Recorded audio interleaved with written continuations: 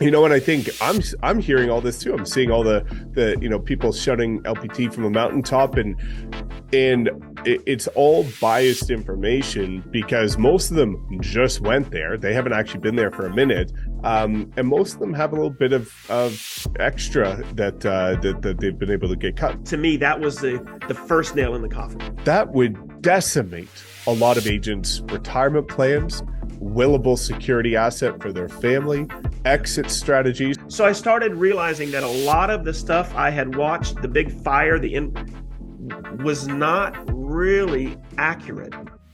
It bordered on misinformation, and I was so upset. I went back in and started watching those videos again, and none of them were talking about this. Yep. So there, to me, is misinformation number one. So that started me on a spiral. I'm like, ugh. And I was so pissed. I think at this point, this is the nail in the coffin. I said, I'm going to eXp. And I even told him who I'm partnered with, right? But I wanted to see if there was merit in them listening to me as an influencer.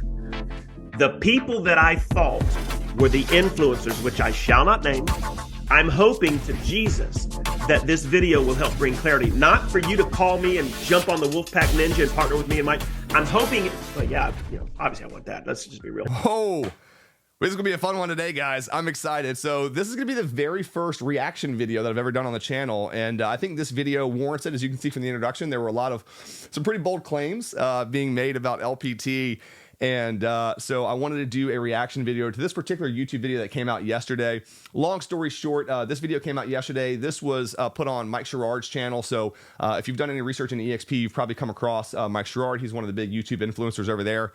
And a gentleman by the name of Kelly Wheeler, which I was not familiar with Kelly before, but he was at LPT. I guess he was at eXp and then Real and then LPT and now back at eXp. And so when he went to eXp most recently, he partnered with Mike Sherrard. And so this is kind of a conversation that they were having about Kelly's experience at all the different brokerages. I thought it was going to be more of a three-way comparison of all the different brokerages, comparing, fees and splits and marketing support and all that. It's really not that. It's more just kind of them having a conversation about Kelly's experiences, really mostly about rev share.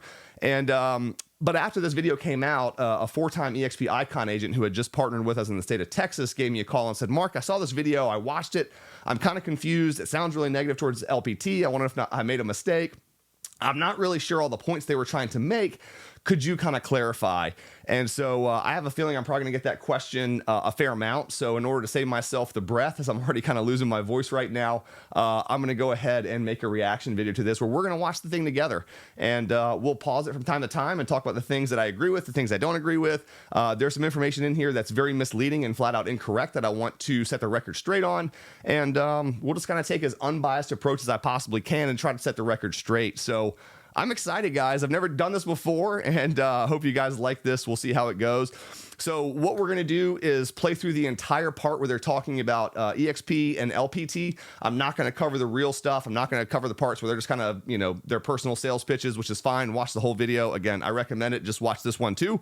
And it should be fun, guys. So we'll get into it right after this.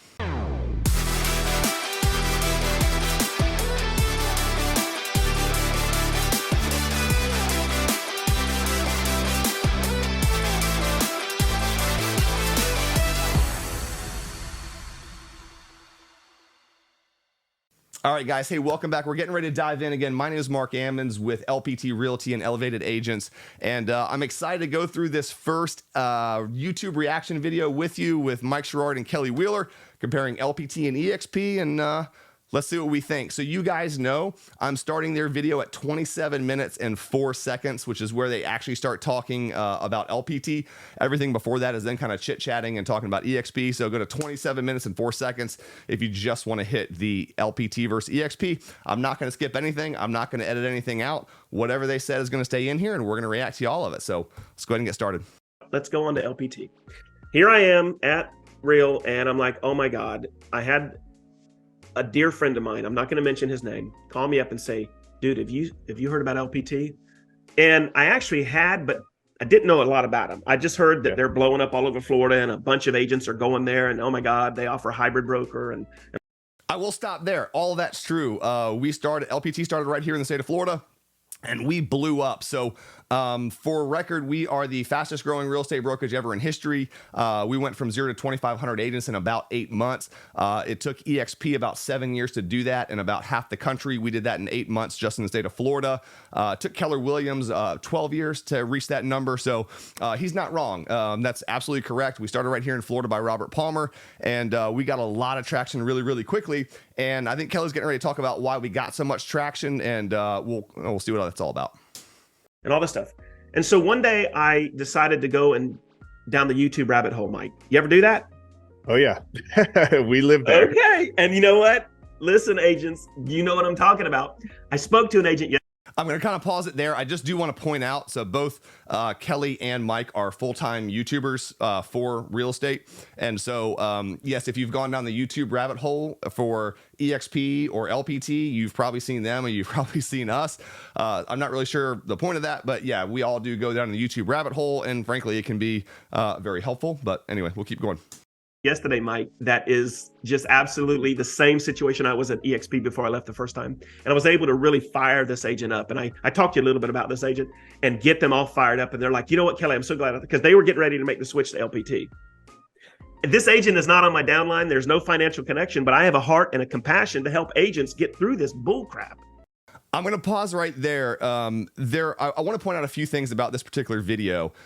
There are a lot of insinuations in this video that there are things that are not said. So an insinuation meaning something that's not said directly, but something that is said with the intention of giving an impression about the reality of something. So there's a lot of things that you're going to hear in here that are insinuations about things, but we're going to see how many of these insinuations actually get backed up with facts. Again, he's kind of talking about helping agents sort through the bull crap. And so I'm hoping that he's going to go into a lot more detail about the bull crap in particular that he's helping agents sort out.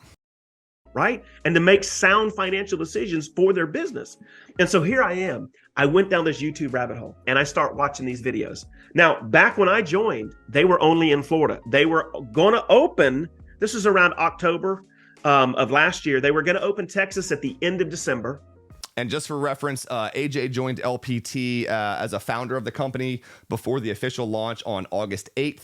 And I joined at the end of October, early November. So about the same time as Kelly. I think Kelly may have joined right before me. So just give a little background there. And he's right. We were growing like crazy just in the state of Florida.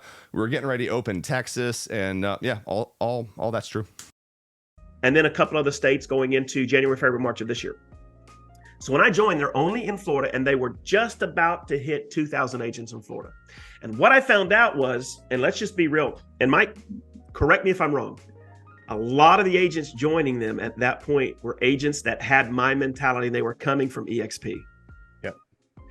And Real started losing agents. So between Real and eXp, agents were flocking over there because they... True. Yes. A lot of the agents that have come to LPT came from the other competitive cloud-based brokerages, from eXp and from Real. And so you kind of have to ask yourself, well, why were they doing that? Was it just because we were a new brokerage? I would say not. I think what we heard from the agents that were partnering with us during that time and right after was that the agents already understood the cloud-based brokerage model, so you didn't really have to explain to them kind of working remotely and rev share and stock and things like that. So a lot of agents already understood it, and then they saw our model and realized that we had really the foundation that eXp had built, and then really expanded upon it to give agents a lot more choice, a lot more support, a lot more marketing tools, and do so at a much lower cost with a lot more options to the agents.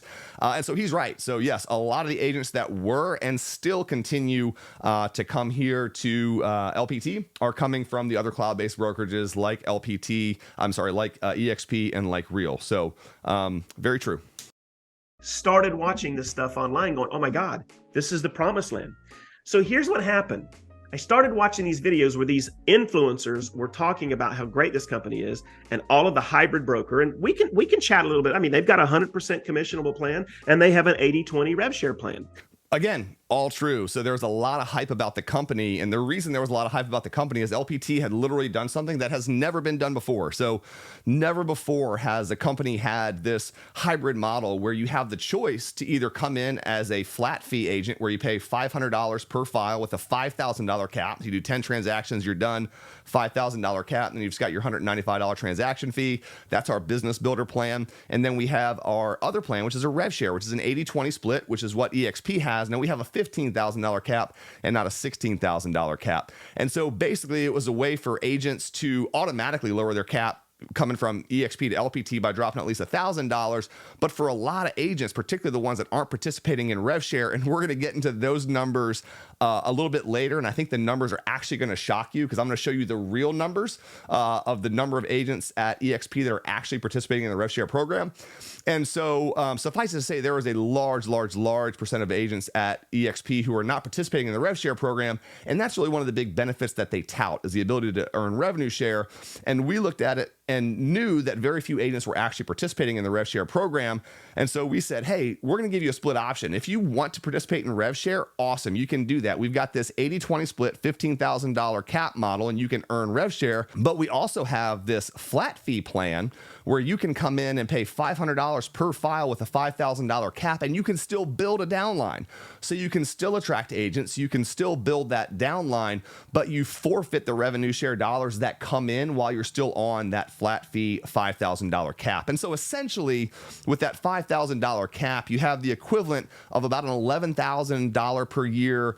Well, it's more than that because we don't have a monthly fee. eXp does. Their monthly fee is $85 a month, comes out to $1,020 a year.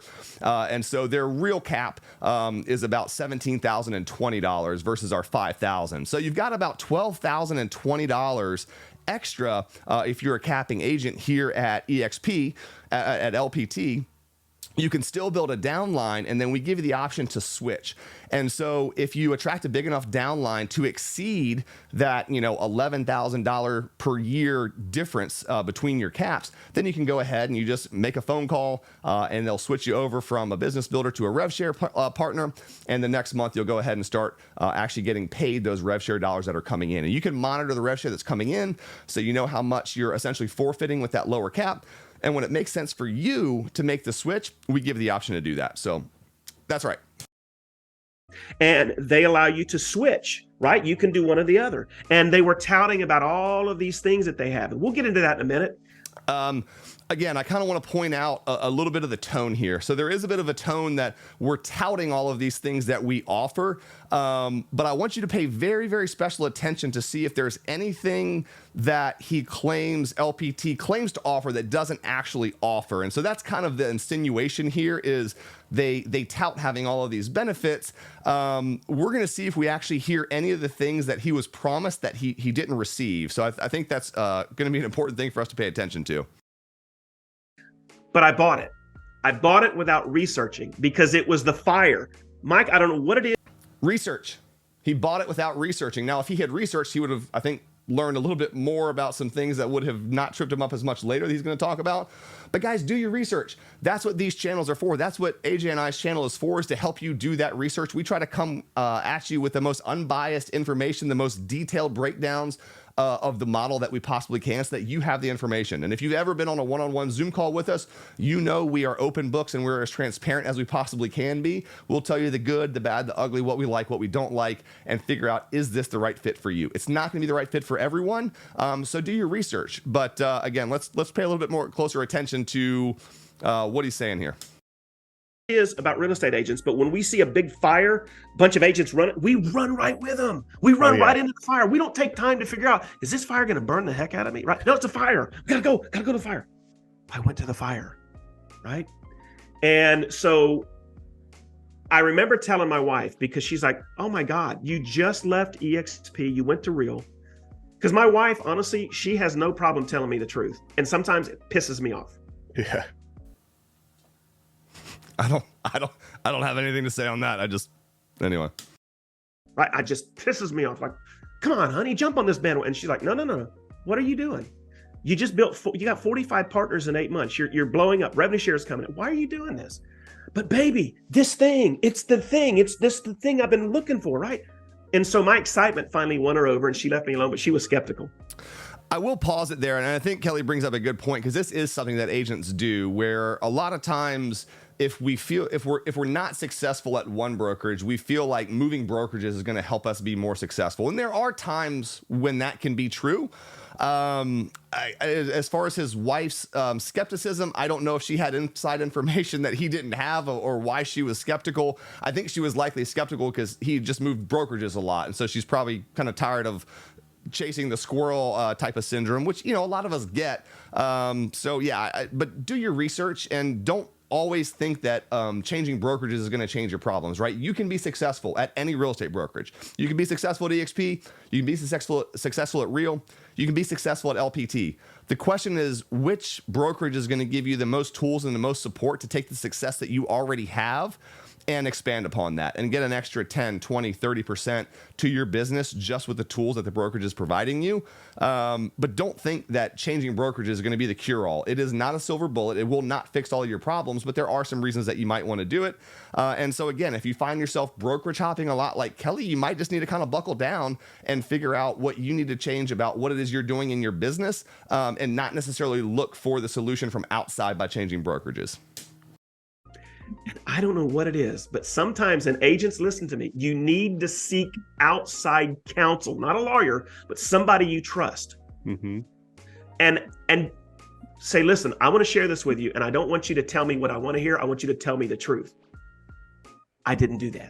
That's good advice. You should do that. Find another agent, another friend, someone who you trust that's probably doing better than you. Have them look at the opportunity. I do that all the time. And so before I took the opportunity here at LPT, I advised outside counsel to say, hey, here's the opportunity that I'm looking at. Pick it apart. What am I missing? The biggest team that eXp had in the state of Nevada, that's led by Chris Nevada, he did the exact same thing. He partnered with us, but before he did, he took all of his top people and said, here's the LPT model. Rip it apart. Tell me every single thing that you can find about it that you don't like. And then let's see if this is still the right move for us. So I completely agree, and I'm hoping that you all are out there doing that. So I watched these influencers. I started hearing about all these amazing things that they say they have.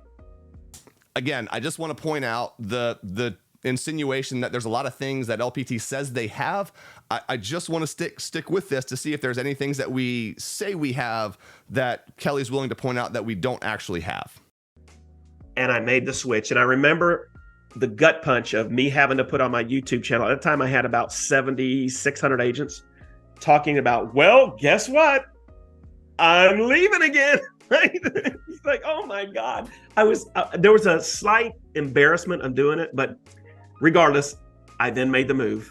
And now that started me on my next journey. Let me say this, and then I know you've got some questions you want to steer me in this direction. At that company, I was able to, in 8 months, attract almost 80 rev share partners. And the majority of them were not people that followed me from Real. They were new. In the 8.5 months I was there, towards the end, 18 of them left. Not because of me, they left. I want to pause right there as well. And congratulations to Kelly, 84 agents, 85 agents, whatever he said, in 8 months. Really good. Those are really good numbers. To give you guys a little bit of perspective. So AJ and I, again, I've been here about 11 months now, and AJ and I together on this YouTube channel, thanks to you guys and the agents who have believed in us and believed in the vision and have supported us. We've partnered with almost 550 agents at this point in time, and we've got a lot more coming on board. So we are very, very grateful to you guys. But 85 agents in that amount of time, about 10 agents a month, really good. So congrats to him for that. Again, he said it was going to be an easy model to attract to, and it is, because I think once agents see it, it's really hard to unsee. So for agents out there that are wondering, like, how realistic is it at LPT to attract a decent number of agents? Again, Kelly got to 85 agents in about 8 months, about 10 agents a month. So pretty good. And that gives you an idea, at least, of what, if you focus on rev share, is potentially possible. And I'm like, oh my God. So there I am, Mike. I made the switch. I joined, and help me on this one, because I want to make sure I'm going to do this right. What do you think happened next? I'm going to stop there. This part seems a little rehearsed because he had talked about, I know you've got some questions that you want to kind of steer me towards, and I hope I do this right. So I think this part they probably had kind of talked about beforehand. That's what we would call in a courtroom a leading question. And so you're leading someone into giving you the answer that you want to hear. Again, I get it, guys. Like, we're all out here trying to make a living and do the best we can. Yeah, anyway. Yeah, I have a feeling like it wasn't what it was cracked up to be. And I think, so again, Mike had a feeling that it wasn't what it was cracked up to be. And I guess he would get that feeling because he ultimately left. Again, the problem that I have with this video is there's a lot of insinuations about things being promised that weren't delivered, things not being what they were cracked up to be. I still want you guys to pay very, very close attention to see if you can pick up on anything that's mentioned throughout the rest of this video that was offered and not delivered. And I think we may miss out on hearing that, but let's keep our ears open. As we see with all these brokerages, knowing that people are getting compensated if they get you to partner. Just to pause here, both of the gentlemen on the screen right now get compensated if you partner with them. So take everything that is, and I do as well. If you partner with me and you join AJ and I here at LPT Realty and you are a producing agent and you sell homes, that's the way the rev share structure works. And so a portion of the revenue that would go to the company gets diverted to us the same way that it does there. And so just to, again, make sure that everyone's on the same page, the guys that are talking do get compensated if you partner with them the same as I do. So I just want to make sure that's clear. What we see time and time again is that they'll tell you everything you want to hear. They'll sugarcoat everything. You come to the brokerage, you come to the group, and you either don't get any of it or you don't get a fraction of it, or it's all an upsell. Yeah, and that I don't doubt for sure that there are agents out there who do that. That's one of the great things about LPT Realty, and we'll go into this a little bit more later. But there's a very big difference, and I want to point it out here in just a minute, between LPT and eXp when it comes to what we are able to do as agents in order to partner with other agents. And there's a very, very big difference that I want to point out here in just a minute. But I'm going to let Mike talk a little bit more. And, I get this all the time. I track it, about 8 to 10 emails, 7 days a week from agents that joined other groups at eXp or other groups at Real or LPT saying, Mike, I was promised this and I didn't get any of it. How can I join your group? So I just want to pause it there again. He talked about getting emails from agents at Real and LPT who are talking that they're not getting what they were promised. I want you guys to pay very close attention to see if there's anything that actually gets brought up that is a claim about something that was promised and not delivered. And again, let's just keep our ears to the grindstone here. Because people know that based on systems and processes, we have it automated. You're guaranteed to get what we offer. So I want to point out a big difference right here between LPT and eXp. At eXp, in your downline, you are able to have exclusive tools and resources that you can only make available to people in your downline. So if you choose, you can say, I'm going to have this training, I'm going to have this coaching, I'm going to have this course, and it is only available to agents who join me and my organization and people under me at my brokerage. And so that's what we would call exchanging something of value in exchange for naming someone as your sponsor. So I will name you as my sponsor, and in return, I need free stuff from you for doing that. We have a very, very strict restriction here at LPT against that. And I want to explain to you why that's a very valuable thing for a brokerage and what it creates when you don't have that. And we're going to get to the real numbers behind agent attraction and frontline qualifying agents here at eXp at the end of this video, because I want to show you guys the real numbers so you have a very realistic picture of what is possible. At LPT, we are not able to offer anything of value in exchange for you naming us as a sponsor. And we get this question all the time, is like, well, hey, if I join your group, like, what's in it for me? And we know where that comes from. That culture has come from eXp because they've been in business for 14 years. And so for 14 years, you've had these mega downlines that build these things of value that they give away for free in exchange for you naming them as your sponsor. That's Mike's being very, very open about that. And that's fine. That's the model they have chosen. I want to explain to you what that does, though. So think about it like this. If you are Mike Sherrard, you're in Mike's downline, and you have access to all the free stuff that they've put together, and you're not, let's say you're not in Mike's downline, and there's an agent that you're talking to about eXp, and you tell them about eXp, you get them excited about eXp, you explain the model to them, and they are ready to join. But you're Joe Blow agent. You're just a regular agent out there that joined the wrong downline. And guess what? You can't switch. Once you join, you're stuck. You can leave the company and come back 6 months later, which is what Kelly did. Kelly left eXp and then joined under a new sponsor, but you have to leave the company for at least 6 months. I believe it's 6 months. It might be 12. I think it's 6. So you're stuck in that downline once you join, which means if you join the wrong downline, you don't have access to the tools that your other eXp agents have. And so what that does is create an environment where you as Joe Blow agent who didn't join a downline that gives away a lot of free stuff are now in the position that when you tell someone about eXp and they decide they want to partner with eXp, what's the likelihood of them naming you, average agent who doesn't have a bunch of free stuff to give away, versus them choosing to partner with someone who has a lot of free stuff to give away? Who do you think they're legitimately going to partner with? It's not going to be you. It's going to be the big downlines who have a lot of free stuff to give away. That is why what you'll find is there are very few downlines that are very, very big that all try to give away as much free stuff as possible to get as many agents. And what we really believe is that goes against the entire spirit of agent attraction. When you read the agent attraction pledge, it should be the person who influenced you most to join the brokerage, the person who told you about it, who explained it to you, who convinced you that joining that brokerage was the best move for you and your business, and not the group that can offer you the most free stuff. So the rule that we have here at LPT is we cannot give something away in exchange for you naming us as your sponsor. What we can do is add value to the entire company. And so anything that myself, that AJ, that any of the organizations here at LPT do, we have to make available to everyone. And that's why the Facebook accountability groups and the trainings that AJ and I do, they're open to anyone. They're open to people of different brokerages. You don't even need to be with LPT. And so that's a very big cultural difference that I want you to understand between LPT and eXp. And this is particularly true for you agents out there who want to do, you just want to build a small organization. You want 10, 15, 20, 30 agents under you, and you don't want to have to be a part of a big downline in order to do that. I hate to tell you, at eXp, the chances of you doing that are very, very slim because of the fact that you can buy agents by giving away free stuff in exchange for them naming you as their sponsor. So that's a very, very, very big cultural difference between the two brokerages, and just something to consider. You know, and I think I'm hearing all this too. I'm seeing all the people shouting LPT from a mountaintop, and it's all biased information. So, and again, I'm not, he makes the claim that all of the people that are shouting LPT from the mountaintops is biased information.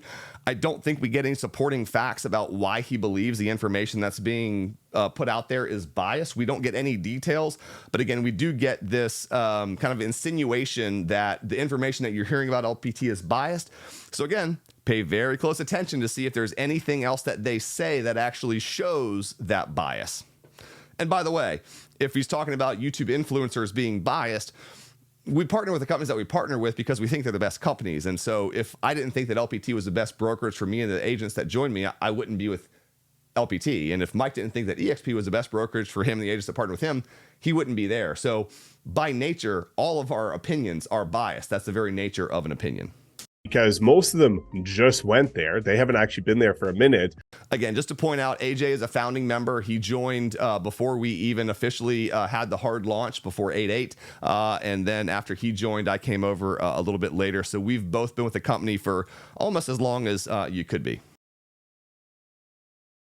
And most of them have a little bit of extra that they've been able to get cut. So I really want to stop there, and that's very important. Again, that's an insinuation that I have to point out as just being a flat out lie. And I hate to use the word lie. That is flat out false information. Mike says there's a lot of them that have been able to get a little bit extra cut, meaning there's special incentives that agents are getting here at LPT. He's going to talk about that a little bit more later. I want to make sure that you guys understand that there is no getting cut something extra here at LPT. That is not something that we do. That has never been done. And so I want to clarify that piece right there. Again, he slipped it in there, but when he talks about getting cut a little bit extra or whatever the words he used were, not something that happens. And so let's just set the record straight on that very quickly. So, when we start looking at this, your experience, because again, you went from eXp to Real. You built over 40 people at Real. You went from Real to LPT. You built almost 80 people at LPT. And so you're doing well with these brokerages, pouring into them. Most people are going to look at that and say, okay, new brokerage, early adopter, 80 people, building momentum, strong YouTube channel. Why leave? Like what, Oh. So let's kind of unpack, that, and then we can talk about your final stop on this walk around. Yeah. All right. Couple things I want to unpack because I think it's going to help. There are agents that are going to watch this when this drops on YouTube that are at one of those two brokerages, and they might be having the same feeling. Let me say this to you before I unpack the things that made me leave LPT. And I'm going to do it as unnegatively as possible. I want to be real. I want to have a real conversation with you guys. When I went over there, I was attracted off of the influencers that were there at the time putting these videos out. Now, again, I don't know specifically which influencers he's referring to. And again, I assume by influencer, he's just talking about someone who's making YouTube videos about a brokerage and putting them out with the intent of attracting agents, which is, again, exactly what Kelly and Mike do full time. And so I'm not sure exactly where he's going with this. Again, just for the record, AJ and I did not start putting out content, I believe, until after Kelly was there. So whatever information he's talking about that he was watching before he joined was not our videos, but he's going to make some other insinuations later that we'll touch on as well. And all of this smoke and mirrors stuff that we're going to talk about. Smoke and mirror stuff that we're going to talk about. So again, I want you guys to pay very close attention to the words that are being used, the tone that's being used, and let's see how much substance we can back up with the statement smoke and mirror. Smoke and mirrors generally means, again, like bait and switch. I'm going to tell you that you're going to get one thing, you're actually going to get another. And so I'm really, really curious to see if we get any details about what the smoke and mirrors was all about. Attracted me because I thought, oh my God, this is going to be the easiest way for me to attract. And it was. Again, LPT is in a very, very easy model to attract to. Once agents see it, it makes a lot of sense. You either get it or you don't get it. And if you get it, you generally switch your license right away. It is a very easy model to attract to because, frankly, it's probably the best brokerage model on the planet right now.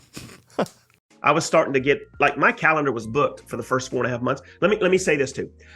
I created some of the most amazing LPT explainer videos on YouTube of any of the influencers. Like my videos were getting thousands of views. Theirs were getting hundreds. I would put a challenge out there to Kelly to repost those. So all of the LPT videos that Kelly did while he was at LPT have been taken off of his channel. I would be very curious to see if he's willing to put any of those back up there just to, again, get a little comparison of what he truly thought about LPT while he was there. I think that would be insightful. I don't think we're going to get that. That's beside the point, but anyway. Right? And I was literally taking the information that attracted me to the company and repurposing it and putting it back out there. If you were going to come to a company and attract agents, taking what you hear other agents say on YouTube and repurposing and repackaging without verifying that information is correct is not a good strategy. I just want to put that out there. It doesn't matter whether you're with LPT or Real or eXp. If you are going to go out there and attract agents to your brokerage, you better know that brokerage inside and out and not simply repackage information that other influencers are putting out there in hopes that it's going to help you attract also. Do your research, learn the models, and we're going to go into something that we do here at LPT that really promotes and supports agents learning the model and learning the brokerage before they start attracting. And but again, don't do that, guys. And my calendar was flooded, right? Now, Mike, I want you to help me with this. I want to make sure that I stay on point here. When I joined, say October-ish of last year, there was a key component that I was not aware of. Okay. Now let's figure out why he wasn't aware of it. Because again, if you're going to join a brokerage with the intent of attracting agents to that brokerage, before you ever join that brokerage, you should know all the details to figure out, is that a model that you want to attract agents to? And so doing your research on a brokerage, and there's many steps to that, is very, very important. Don't just take my word for it, AJ's word for it, Kelly's word for it, Mike's word for it. Do your own research and look into it independently. Go to the company's website, read the ICA, okay? There's a number of things that you can do. So don't just take people's word for it, right? Verify this independently. There are several key components that I want to talk about, but this one I was not aware of. Let me defend LPT for just a hot minute. It is a small note in their ICA. Now, when he says a small note in their ICA, I assume he means that it's a sentence in the ICA. And so let's go ahead and look at that sentence in the ICA, because again, to say that it's a small note, and it has an implication that it was hidden from plain view. And so what we're going to do is not only show where it's at in the ICA, but show where it comes up in a bunch of other places, because what he's getting ready to talk about is actually one of LPT's core values. All right, guys, so just to point out really quickly where the small note about this being in our ICA, and it's not technically in our ICA because our ICA is for every single agent. And then based on the comp plan that you're going to be on, whether that's a business builder or a rev share, you have a separate comp plan agreement that goes through all the details of that particular comp plan, either our flat fee $5,000 cap or our 80/20 rev share plan. There's a separate agreement for both of those. So it's technically a separate document than the actual ICA, because the ICA applies to everyone, and our different rev share agreements only apply to people that are on those particular comp plans. So here it is. This is on page 2 of 4. It's not a very long document, and it's basically laying out right here, as you can see, the different percentages that you can get based off of the different people where they land in your downline. So right here, all rev share dollars generated pursuant to this paragraph 5 will first be applied to assist contractor in achieving capped status. If contractor has any annual fees outstanding after cap status is achieved, rev share dollars will then be applied to satisfy any and all annual fees owed.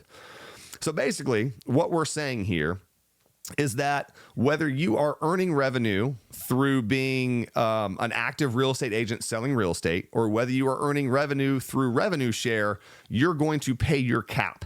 And that really appears to rub Kelly the wrong way, as we're getting ready to see. But again, as far as where the little note is, that's where it shows up in the rev share document. I want to show you one other place that everyone should probably see it there as well. All right, so this is the next place that I want to point out where this shows up.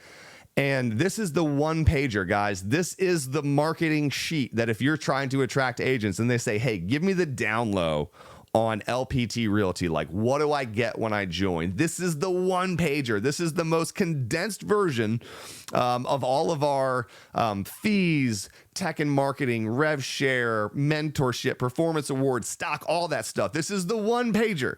And this is available in a lot of our videos for download. So if you've seen some of our other videos, a lot of times we'll link to this particular sheet for a particular state in the description. And so I want to point out here, again, this is the one pager. This is the primary recruiting sheet. And as someone who was actively recruiting agents, it does surprise me that he didn't catch this. The very first thing, real estate first, to encourage agents to focus on real estate sales versus recruiting and help agents reach 100% commission on real estate sales. Agents must first have one core transaction, and rev share is applied to cap first. So before you can receive rev share, you have to sell one deal. AJ and I were mistaken in the past. We said you have to sell one deal every 6 months. That's for a qualifier. So if you have a qualifying agent, your qualifying agents need to sell one house every 6 months. You as a rev share partner need to sell a house. You have to have one core transaction. After that, it says rev share is applied to cap first. It is the top paragraph of real estate first on the one pager. So again, this is not something that we're hiding. And he goes in a little bit more about claiming he didn't hear about this. I'm not doubting that. But guys, it's very much in your face. Those are the facts, right? And there's some reasons that I'll go into in a minute about why we have that. But let's get back to the video. But Mike, how many agents realistically read the entire ICA? Come on, let's just be real. Now, read the ICA. Correct me if I'm wrong.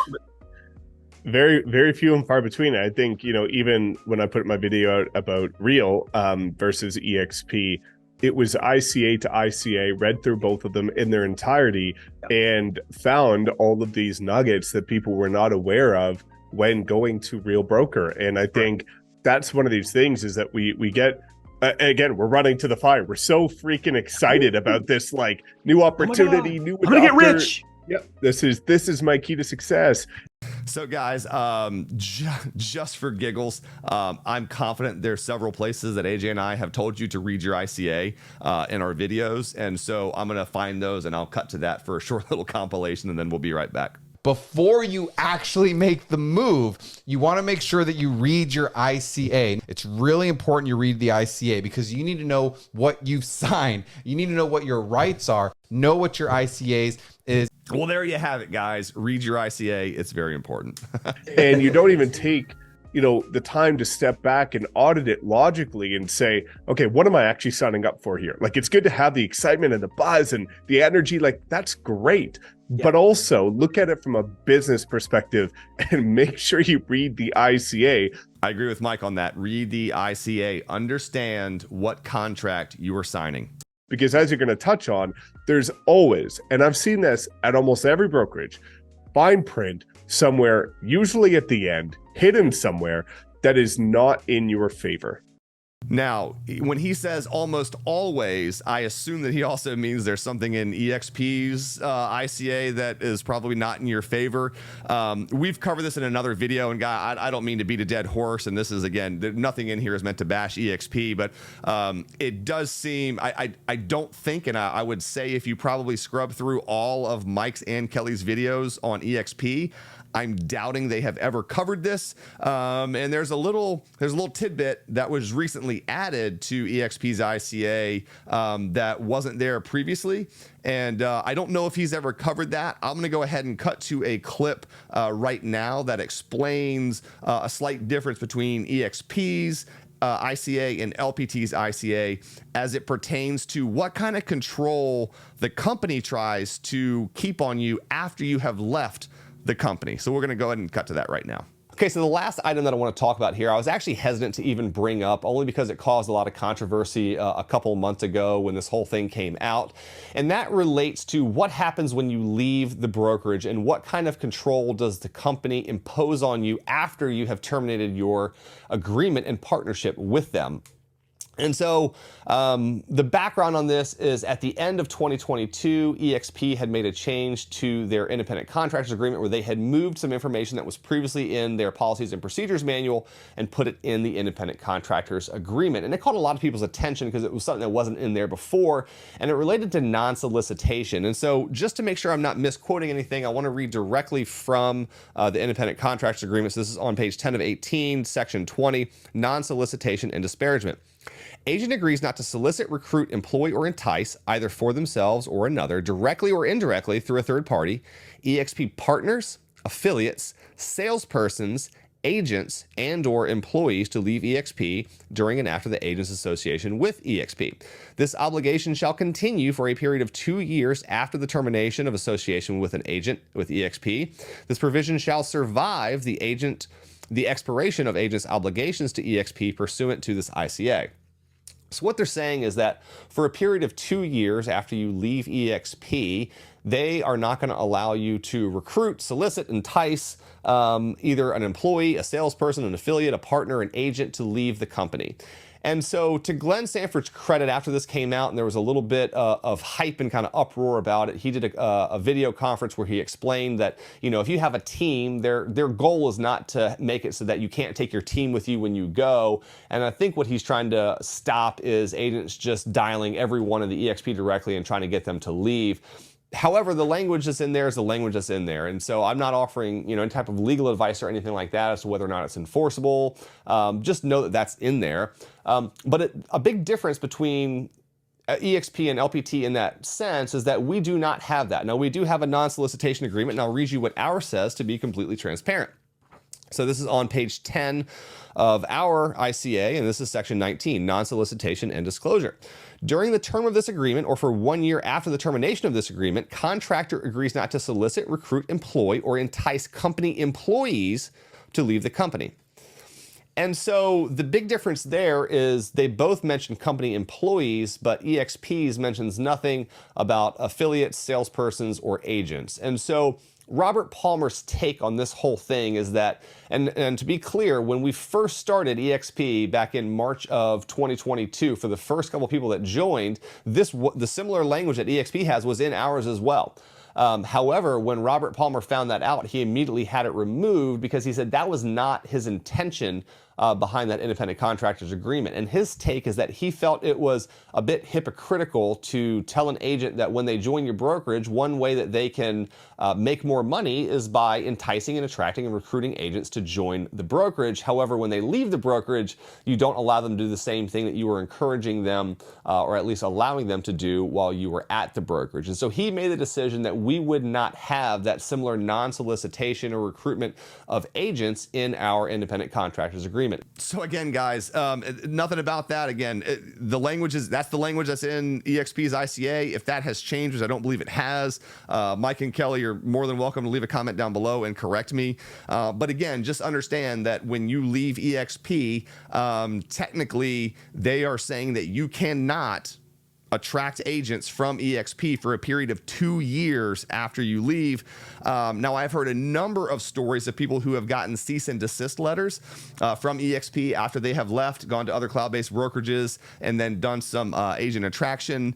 I have not heard any stories of it actually getting all the way to the litigation stage, and so I don't know if anyone has actually been sued over it, but I do know of stories where a lot of people have gotten cease and desist letters. I think that's kind of where it stopped.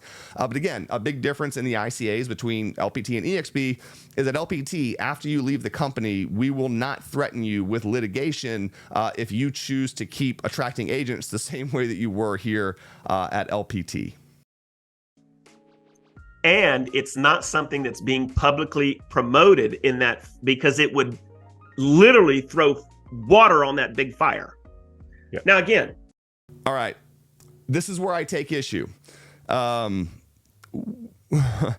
He's saying that this whole part about rev share being applied to your cap first is not being publicly promoted. Guys, it is the top paragraph on our one-page recruiting sheet. So I don't know how it would possibly be hidden from view. And I'm wondering if anyone has even mentioned this on YouTube. But let's talk about core values for a second. And one of the other cool things is I know that Mark's going to make sure that there's a download. So if you want a copy of the sheet, there'll be a download. Just put in your email because we're going to bombard you. No, I'm just kidding. We're not going to do that. But if you want this sheet, plug in your information. We'll give you the sheet. Happy to do that and happy to update you every time that these sheets get updated. But let's talk about core values for a minute.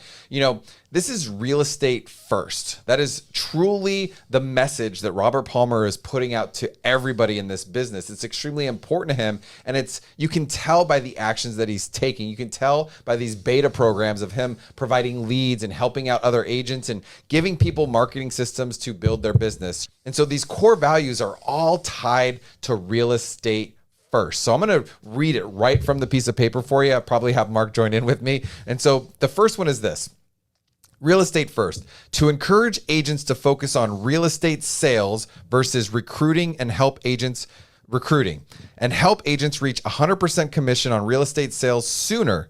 Agents must first have one full core transaction and revenue share is applied to the cap first. So first and foremost, if you're not selling real estate, you have no ability to get revenue share here. As of right now, that may change down the road, but as of right now, that's the way it's set up. And the other cool thing is people are like, well, I don't know how your model is sustainable. Well, it's sustainable because it's being built for the business to actually get money to help pour back into the agents.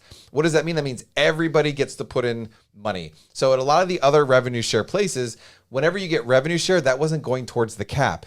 Here, as a revenue share partner, your revenue share, your cap has to get paid first. Okay, question number 11. Does rev share go towards your cap? Yes, it does. This was what makes us a little bit different from some other brokerages as well, is that, and one of the things that really makes LPT a long-term sustainable business model is we just have certain things in place that make sure that everyone is contributing to the long-term success of this company. And one of those things is that when you receive revenue share, if you have not capped yet, that revenue share is going to go towards paying down your cap first. So every single agent at LPT Realty will pay their cap if they either do enough in revenue share or they sell enough real estate transactions. Whereas at some other brokerages, you don't have that. And so the revenue share does not go towards the cap. And so what happens is you have many agents, and there's a handful of agents at some other companies that are making hundreds of thousands of dollars per month. in revenue share, but they're not actively selling real estate, and so they're not even paying the $16,000 cap. And so that's one of the things that we want to avoid is if you're someone who just wants to do a lot of agent attraction, earn a lot of revenue share, but not sell a lot of real estate, that cap is still going to get paid. So if you're a revenue share partner, you got that $15,000 cap. It's either coming from sales or it's coming from revenue share, but one way or another, that cap is getting paid, and that's important to know. And again, that's kind of a core principle that we've adopted here, that everyone, regardless of how you are helping to grow the business, whether that's through selling real estate or attracting agents, everyone needs to pay into that cap. Well, there you have it, guys. I hope that sheds a little bit of light, again, just into some of the insinuations that are being made that this is something we're trying to hide. This is not something that we're trying to hide. In fact, it's something that we're proud of. We are proud to be real estate first. And so we're going to let Kelly talk a little bit more about kind of his perception of this, and then we'll dive in a little bit more into some details. LPT put it in there, so my fault, not theirs. The people that I fault were the influencers, which I shall not name. It's irrelevant. You guys go and search. I know a lot of you agents watching this have already watched, and I'm hoping to Jesus that this video will help bring clarity, not for you to call me and jump on the Wolfpack Ninja and partner with me and Mike. I'm hoping, well, yeah, obviously I want that. Let's. I'm sorry, I had to pause there. That's funny. Yeah, again, obviously the point of this video, the same reason the point of a lot of our videos, is to help give you information about our brokerage to see if we might be a good fit to partner together. But it is disingenuous to say that the influencers, I assume he's probably referring to what AJ and I do here on this channel as being influencers. I don't know if we really look at ourselves that way. We try to look at ourselves more as educators. But as you can see from what we just played, guys, this is not something that we're hiding. We put this in our videos. And again, this was question number 11 out of the top 21 questions we get here at LPT Realty, and that video has been out for like 4 or 5 months, as has the other one. So guys, this is not something that we're hiding behind. And again, I want to talk a little bit more about what the importance of this actually is, but let's let Kelly keep going. Let's just be real. But ultimately, I want you guys to have clarity so that you don't have to go on a 2-year walkabout. I want you to take this wisdom and apply it to your life. And if there's value, great. If not, then go do what you're going to do. And you're always welcome to come talk to me. But here's what happened. I repurposed those videos. These influencers are out there talking about key factors that attract agents. Number one, they talk about it's a hybrid broker. It's your brokerage for life.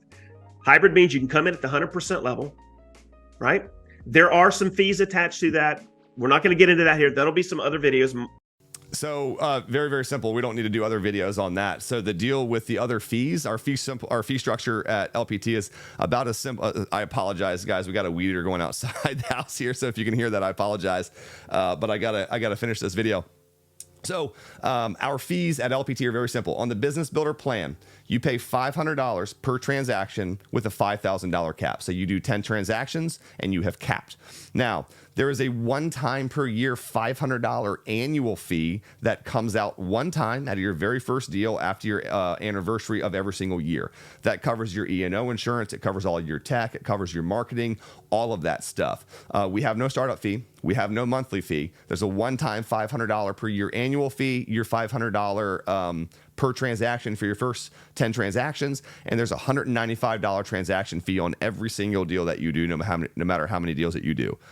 So those are our fees. We don't need extra videos. And that's it. Mike's put some videos out. I'm about to drop some videos on that, but there are fees attached to that. While you can build a revenue share group as a 100%, you can't create income, right? You have to switch to the business builder. Now, Mike, my almost 80 agents that I attracted, do you know that out of those, 4 were 80-20, the rest were 100%?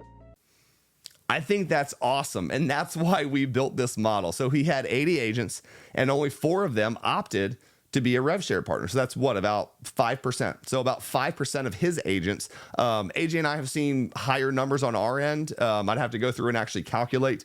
It is more than 5% the last time I checked. But yeah, it's probably about 10. It's probably about 5 to 10%. And so you have to ask yourself, well, why is that? Right? Well, again, it goes back to why are agents coming to LPT in the first place? It's because they get more marketing, more support, more tech, great leadership, and they can do all of that at less than a third of the cost of doing business at eXp. And so if you've got 90 90+% of your agents that are not earning anything from rev share in a rev share model, why wouldn't they go to a brokerage that offers them more for less? And so I hope it's been very clear in the videos that AJ and I have done. Now, from a rev share organization standpoint, would AJ and I earn more money per agent if all of our agents signed up as rev share partners? Yes. However, the number of agents that we actually recommend sign up as rev share partners is extraordinarily small because it is not the right choice for most agents. And if you want the reasons behind there, go to that top 21 frequently asked questions. I'll link it up here in the corner. And I think the first or second question I answer is who should join as a rev share partner versus a business builder. I answer that question very clearly. The truth is that for most agents coming here, about 90% of the agents will be better served on our business builder plan. And that's exactly what it's there for. And that's exactly the reason that so many agents are leaving eXp to come to LPT. And we don't fault you for that. You shouldn't feel bad because you want to keep more money in your pocket for the hard work that you do. So just keep that in mind, guys. Now, we'll get into that in a minute, right? That means that the majority of the agents underneath me, when they sold something, I made pennies. Just to clarify what he's saying here, we're going to hear a lot more of this, but Kelly appears to be upset that the amount of rev share he's earning off of the agents that have partnered with him is pennies, right? Is not very much money. And you could attribute that to the fact that we don't charge our agents a whole lot of money to do business. And so again, for the 95% of his agents who voluntarily chose to be business builders because they wanted to keep more money in their pocket, I support that. Keep more money in your pocket. It doesn't all need to go to the rev share partners. As a business builder. But that wasn't the big bombshell. I was in the company for 4 months before I realized what I'm about to share with you. Guys, I want to point out that during those 4 months, Kelly was actively recruiting, attracting, and influencing on YouTube to bring people to the brokerage.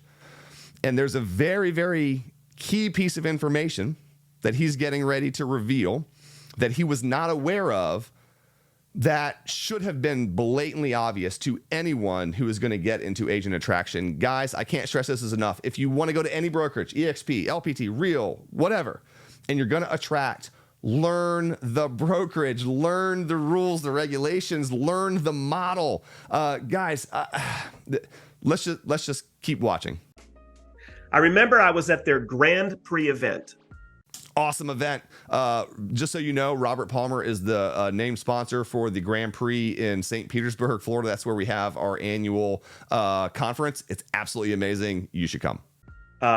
My partner at the time and I had a table at their Grand Prix event. That was their first company one. Excitement. We're going to, 4,000 agents right now, or 3,500 agents. And we're about to open Texas, or no, Texas is open. We're about to open these others.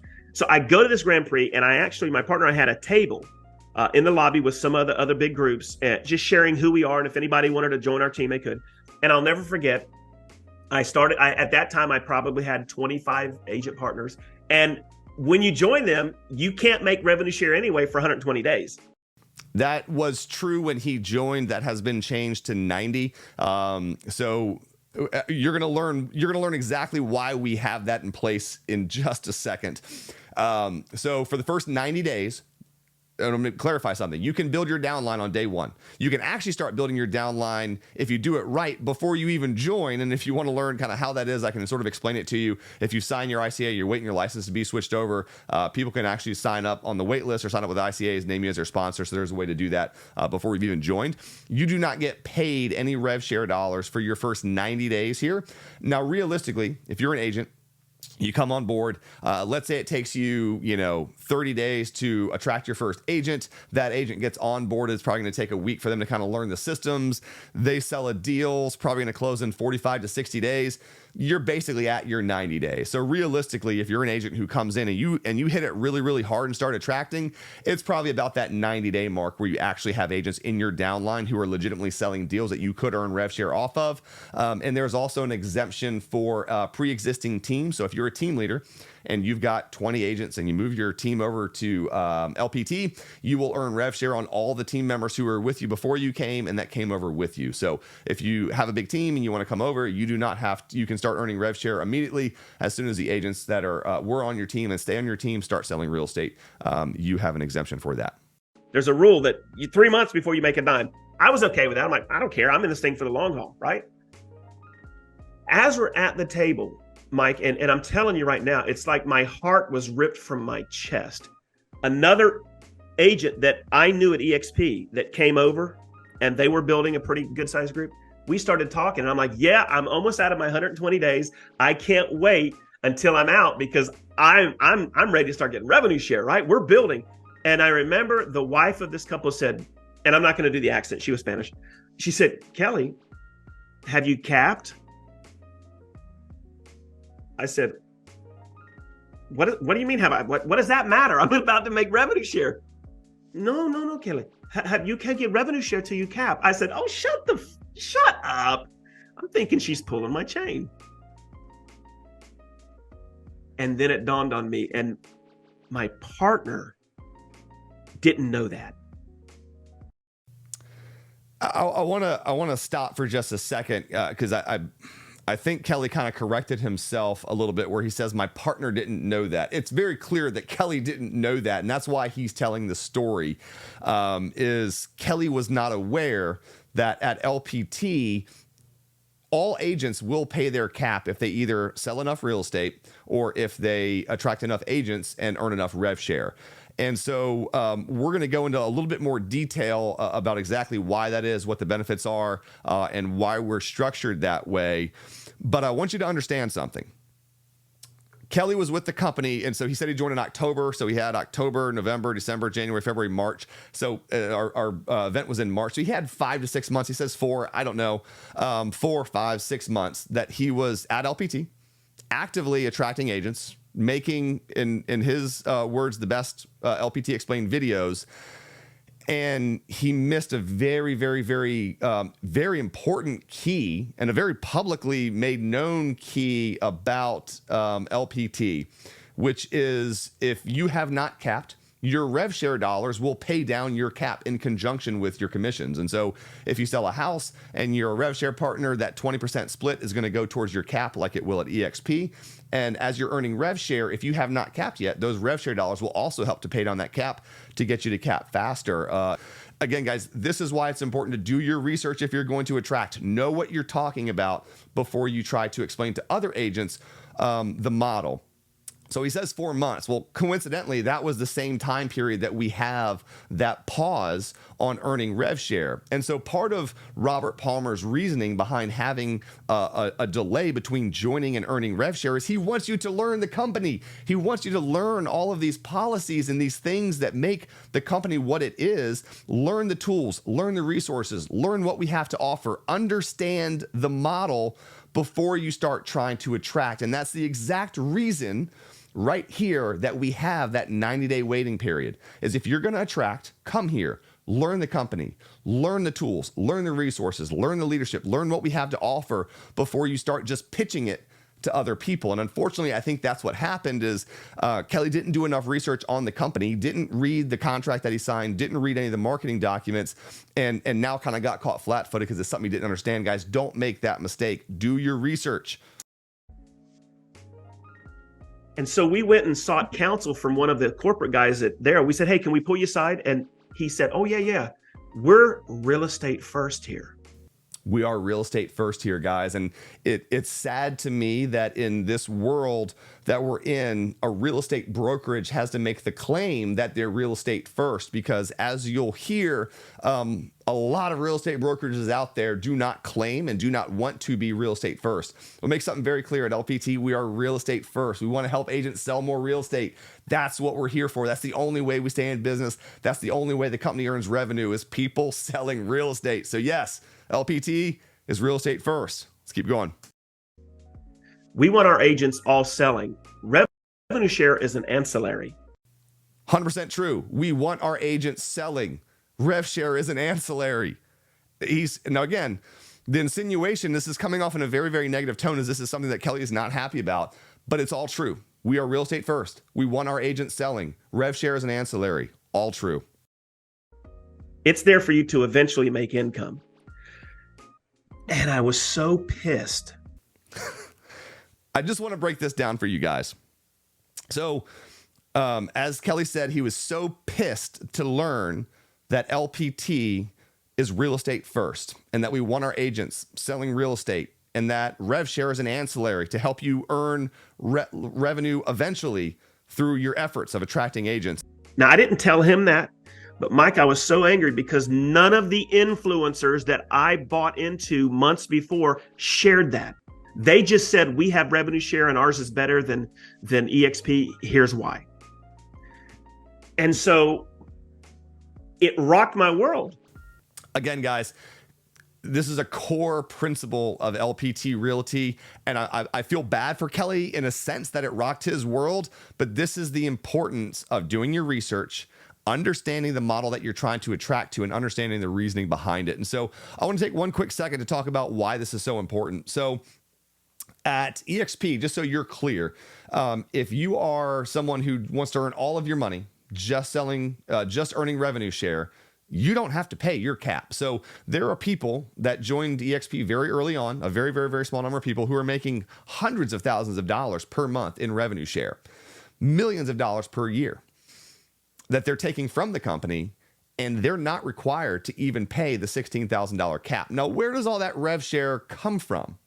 Well, it comes from agents who are out there actively working hard every single day to put food on their table and money in their pocket, and they're paying. The rev share is coming from those agents' hard work, and the revenue is coming from them paying their cap. That's where revenue comes from, guys, is agents who are out there selling deals, making money for the company, and then a portion of that revenue goes to the company and a portion of that revenue goes to the rev share partners. And so what Kelly is saying is that he thinks it's perfectly reasonable for you as an agent to go out there and work hard every single day to sell houses to pay your cap. And he wants to take his portion of your cap that goes to him, but he doesn't want to pay the cap himself. And so that's really the issue here, is he wants to earn the portion of the money that his partners are earning by paying their cap without having to pay the cap himself. And again, that's just something that at LPT, we don't accept, we don't tolerate. Every agent will pay their cap if they sell enough real estate or earn enough revenue share. And we believe in treating all agents fairly and the same. And so whether you're going to earn money via rev share or whether you're going to earn money via selling real estate, you're going to pay your cap. You're going to help support the company that you're a part of. And we don't make special exceptions for these very, very, very small groups of people who want to earn money in a particular way off the backs of people paying their cap, and then not also require them to pay their cap. So very important distinction, and a very big cultural difference, again, between the two brokerages. Because now I have to personally go out and cap $15,000 a year in cap for me to be able to get $1 in revenue. Now, Mike. Again, guys, he said it himself. I don't want to put words in Kelly's mouth, but he seems very, very upset that LPT would require him to pay his cap when he wants to take the money that other agents are paying through their cap and collect that essentially tax-free. It just doesn't work that way here at LPT, guys. That is how eXp is structured. If you want to go to eXp and earn rev share and not have to pay your cap and be treated differently, you can do that. That's not an option that we offer here. What is the average? Now, remember, I'm not having to, at that point, sell a lot of real estate. I'm getting back into it because I want to prove to my team that my strategies and marketing works. And it did this year. We've sold a lot of real estate. But what's the average agent across the board? What's the average agent selling right now, Mike? What do you think in a year? 40,000 GCI. Okay. 45. Are they going to cap? Nope. So again, guys, we'll stick around to the end. I want to show you the real numbers behind eXp's rev share. The average agent at eXp is not earning anything in rev share. And so a lot of what you're getting ready to hear is kind of making this assumption that a lot of agents are actually earning money through rev share, and they're never going to get their rev share because of that. A little misleading. We'll go into the numbers later, but anyway, we'll keep going. They will never see revenue share at LPT. That is not true. I want to again make a clarification. Let's say you're an agent who joins LPT Realty, and you join as a business builder. You build a downline. You don't do a lot of sales, and let's say you're selling the $40,000 GCI per year that Mike said. Now Kelly says you will never see $1 in rev share. That's a lie. It's just not. It's not a true statement. That is absolutely false. If what will happen is the amount of your cap that you didn't pay off through your revenue sales will get paid off through your rev share. So if you sold real estate and you didn't cap through your real estate commissions, the remainder of your cap will get paid off with your rev share until you've hit that $15,000 cap, as we require from everyone. And then the rest of those rev share dollars will go to you, however much that is. So in theory, you can make $5 million a year in rev share and only make $40,000 a year GCI in real estate sales. But the remainder of your cap will get paid via your rev share. And so to say that if you don't cap, you will not earn rev share at LPT is not correct. If you don't cap through real estate sales, that's just a flat mistake. If you're watching me right now, make sure you get on my calendar and talk with us, because I'll break it down for you. So again, if you want to get on Kelly's calendar, get on Kelly's calendar. But please watch this video first, just to understand that some of the things that Kelly may tell you, based on what I'm hearing here, I don't think he still has a full understanding of the models, and so just be aware of that. Okay, get a second opinion. So that started me on a spiral. I'm like, ugh.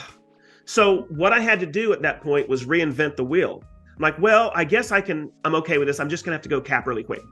Now, the one caveat they give you is you can take the revenue share that your team makes and go and apply it towards your cap. So he's implying there that you have to be a team leader with a team, and then you can use the team's revenue to pay off your cap. It doesn't work that way, guys. Again, I'll make this very simple. You do need to cap at LPT before you start getting rev share dollars paid directly into your account. The rev share dollars that you get paid initially will be attributed to your cap until you've capped. And at that point in time, your 100% of the rev share is yours. Now, we cannot say that that's true for eXp. 100% of the rev share that you earn at eXp is not yours. And I would love it if Kelly and Mike would do a video on the SRS buffer, or the sustainable rev share buffer, because the way that theirs works is eXp will never pay out more than 50% of the rev share. They will never pay out more than $8,000 through something called the $8,000 per agent across the board. If everyone in the company was capping and everyone had all 7 levels open, the rev share would basically get cut in half for every single agent. And so if you're looking for a video that explains that in a lot more detail, Chris Nevada, my business partner in Nevada, has done a great video kind of explaining a lot of these buffer systems. I would not be surprised if Mike and Kelly aren't fully aware of what it is. There's very, very few people at eXp who know what the SRS buffer is. I will leave a link to Chris's video up here if you want to check that out and learn a little bit more about the SRS buffer. So you're still not going to receive 100% of the rev share that you're promised at eXp because of the buffer system. But anyway, guys, we've got some misleading information here. I just want to try to set the record straight. Well, I'm like, okay, that's great. So I came over to this company so that if I was really crushing it, I could finally get revenue share in 4 or 5 months in a year. That means I'm only going to get revenue share for, maybe 5-6 months out of the year. What about the other months? Well, just go out and sell a bunch of real estate, right? I mean, oh my God. Yeah. If go out and sell a bunch of real estate, or if you build your rev share organization big enough and you're making $15,000 a month in revenue share, then yeah, your first month, that $15,000 will go off to pay your cap. And then the other 11 months out of the year, you'll be making the rest of the money. So anyway. So in February of this year, when I was at that Grand Prix, to me, that was the first nail in the coffin. I remember going home that weekend, Mike, and I was so upset. And went back in and started watching those videos again. And none of them were talking about this. Again, guys, I can't speak for the other influencers, as he calls them. You've seen where AJ and I are as transparent as we can possibly be on this, but it is what it is. Yep. So there, to me, is misinformation number one. I'm not sure that we would call that misinformation. Again, it's clearly laid out in the one pager. And if you're not willing to read the 1-page marketing document before you join the company, or actually read the contract that you're signing, where it's spelled out very, very clearly, you're going to kind of have to take that hit yourself. And so to call this misinformation is an insinuation that implies some kind of a bad intention of the people that were sharing this information. Again, there's a lot of details probably in the ICA and different documents that we just frankly don't have the time and you don't have the interest in watching, so we don't go through all those details. But yeah, in terms of misinformation, that's, I think, a bit of a stretch. And I'd love to just, sink that seed a little bit deeper because, I think a lot of people have an incorrect perspective on revenue share. A lot of people look at revenue share as recruiting. And I'm here to tell you that that's not the truth. So when you look at me, I become the #1 recruiter globally at eXp for personal attraction. I've never recruited anybody. And congrats to Mike on that. AJ and I are the same way. I have personally reached out to 0 agents via text, phone call, DM, anything like that. Every agent that has chosen to partner with us here, again, has found us via YouTube, the content that we create, and have decided that we're the agents they want to partner with. We're very, very grateful to all you people who have done that. You will never get a text, a phone call, an email, a direct message from me trying to recruit you to this company. If you think that this is the place for you and you want to partner with us, we'd love to have you. I'm not going to hunt you down. People have been attracted to the value that our group has. But the truth of what revenue share is it's a direct reflection of the value that you are providing agents. Because I don't take a split for anybody that partners with us, but I give everything I've ever created for free and the daily calls to every person that partners with us. So if you And again, we take a little bit different approach here at LPT in that we think that one, the brokerage should be providing a lot of the value. But what we also do here, and again, we've talked about how at eXp you can offer a lot of free stuff in exchange for someone naming you as their sponsor, that kind of quid pro quo. One thing that we do a little bit differently, and I want to cut away really quickly to a clip of Robert Palmer discussing this, but we do something called monetizing the gap. So again, if you think about it, if you're a capping agent at eXp, let's say you're not getting any rev share, which is the vast majority, you're paying about $17,020 a year total between your monthly fees and your cap. Now at LPT, you can come and pay $5,000 a year, plus your $500 annual fee, so $5,500 a year. So you've got almost $12,000, $11,000 and some change left over. So almost $1,000 a month freed up that you're not paying to the brokerage. And instead, you can choose as the agent where that money goes. So think about what could you do with an extra $1,000 a month that you're not paying to your brokerage that you can choose to spend however you want. Could you get a private one-on-one coach for $1,000 a month that would probably provide you way more value? Yeah, you could. Could you buy a lot of leads for $1,000 a month? Yeah. Could you do courses and training? Yeah. So we would rather leave the money in your pocket for you to decide where you want to spend that money rather than us just taking it as a brokerage and you hoping that you pick the right downline that actually provides you with all of the stuff that you need. Because there certainly is a chance that you will not. And again, if you are a part of the wrong downline, you do not have access to the tools that the other downlines have. So just something, again, an important difference to know here. If you join us and I don't help you succeed, I get nothing, but I spend my time. It's a net loss as a business owner. So now we're incentivized to help you scale your production, build your business. And not only that, but people that say they don't care about it don't understand it, because there's a saying that exists: agents never retire, they just expire. Because at the end of your real estate career, after putting all that effort into building your business, when you stop closing, all of that fades into nothing. Whereas when you have revenue share, everything that you've built remains as a part of your journey so that you can retire and still get paid. And I think when people understand the truth that it's all value-based, it's education-based, it's impact-based, they will better understand why people get excited about it, right? If people don't want to join us, I couldn't care less. I know what I'll do for your business. Go join somebody else and you'll see what happens. Yeah. But when you look at this, to join a brokerage that is talking about revenue share being a component of its model, and that you can't get paid for 120 days or Again, we talked exactly. Kelly showed us exactly why we have that in place, and that we find that most agents probably don't have the depth of knowledge they need for those first 90 days to really be attracting. Some will still choose to earlier, but clear example there. I agree with Mike. Rev share is a great thing. And that's what I love about LPT is that we give you the option to start building that rev share organization without being forced to pay excessive caps in the meantime until you build it. So if you think about this, if you're an agent, one of the 85,000 agents at eXp who's making essentially nothing in rev share, if you're not at least making $11,000 a year right now in rev share at eXp, you can make the move from eXp to LPT and you can save almost $1,000 a month just by making that switch. So essentially, if you leave eXp and come to LPT, you would have the equivalent of almost an $11,000 a year, a little bit more than $11,000 a year downline on day one. There's no agents that show up at eXp that have an $11,000 a year downline on day one. But when you look at comparable money out of pocket and how much money you're keeping, switching from eXp to LPT for the 90+% of agents who are not making that money in rev share, yeah, you can have the equivalent of an $11,000 per year downline simply by making the switch. 4 months. And then you have to cap with that revenue share or production to even get it. That would decimate a lot of agents' retirement plans, willable security asset for their family, exit strategies. So now, again, decimate to me is a pretty powerful word. All we're asking is that all of our agents get treated equally. If you're out there hustling every single day to sell real estate, we don't think it's fair to treat the very, very small percentage of agents who are making the bulk of their income through revenue share differently than you.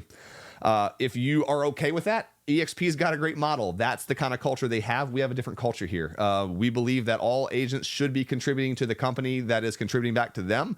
And so again, yeah, if you are planning on using your rev share as your sole retirement plan here at LPT, then yeah, you want to make sure that you've got an extra $15,000 buffer in there. That's just the reality of it. And at eXp, yeah, you don't have to do that. But we're going to go into a little bit more detail on how many people are actually earning the amount of rev share at eXp that could potentially give them retirement. And then I think we'll learn that this is kind of a non-issue. I think it's good just to seed and help people understand the importance of having that additional income stream so they have the right perspective toward it. Now I'll let you continue. So let me say this about revenue share, and then we'll hop off that and go to the next couple of things. While I was there, I actually got back into production back in February. Okay. And right now, and primarily, and again, this will be for future trainings, most of that comes from two sources. The majority of that comes from my YouTube channel, not my real estate coaching channel, but the GeoFarm channel.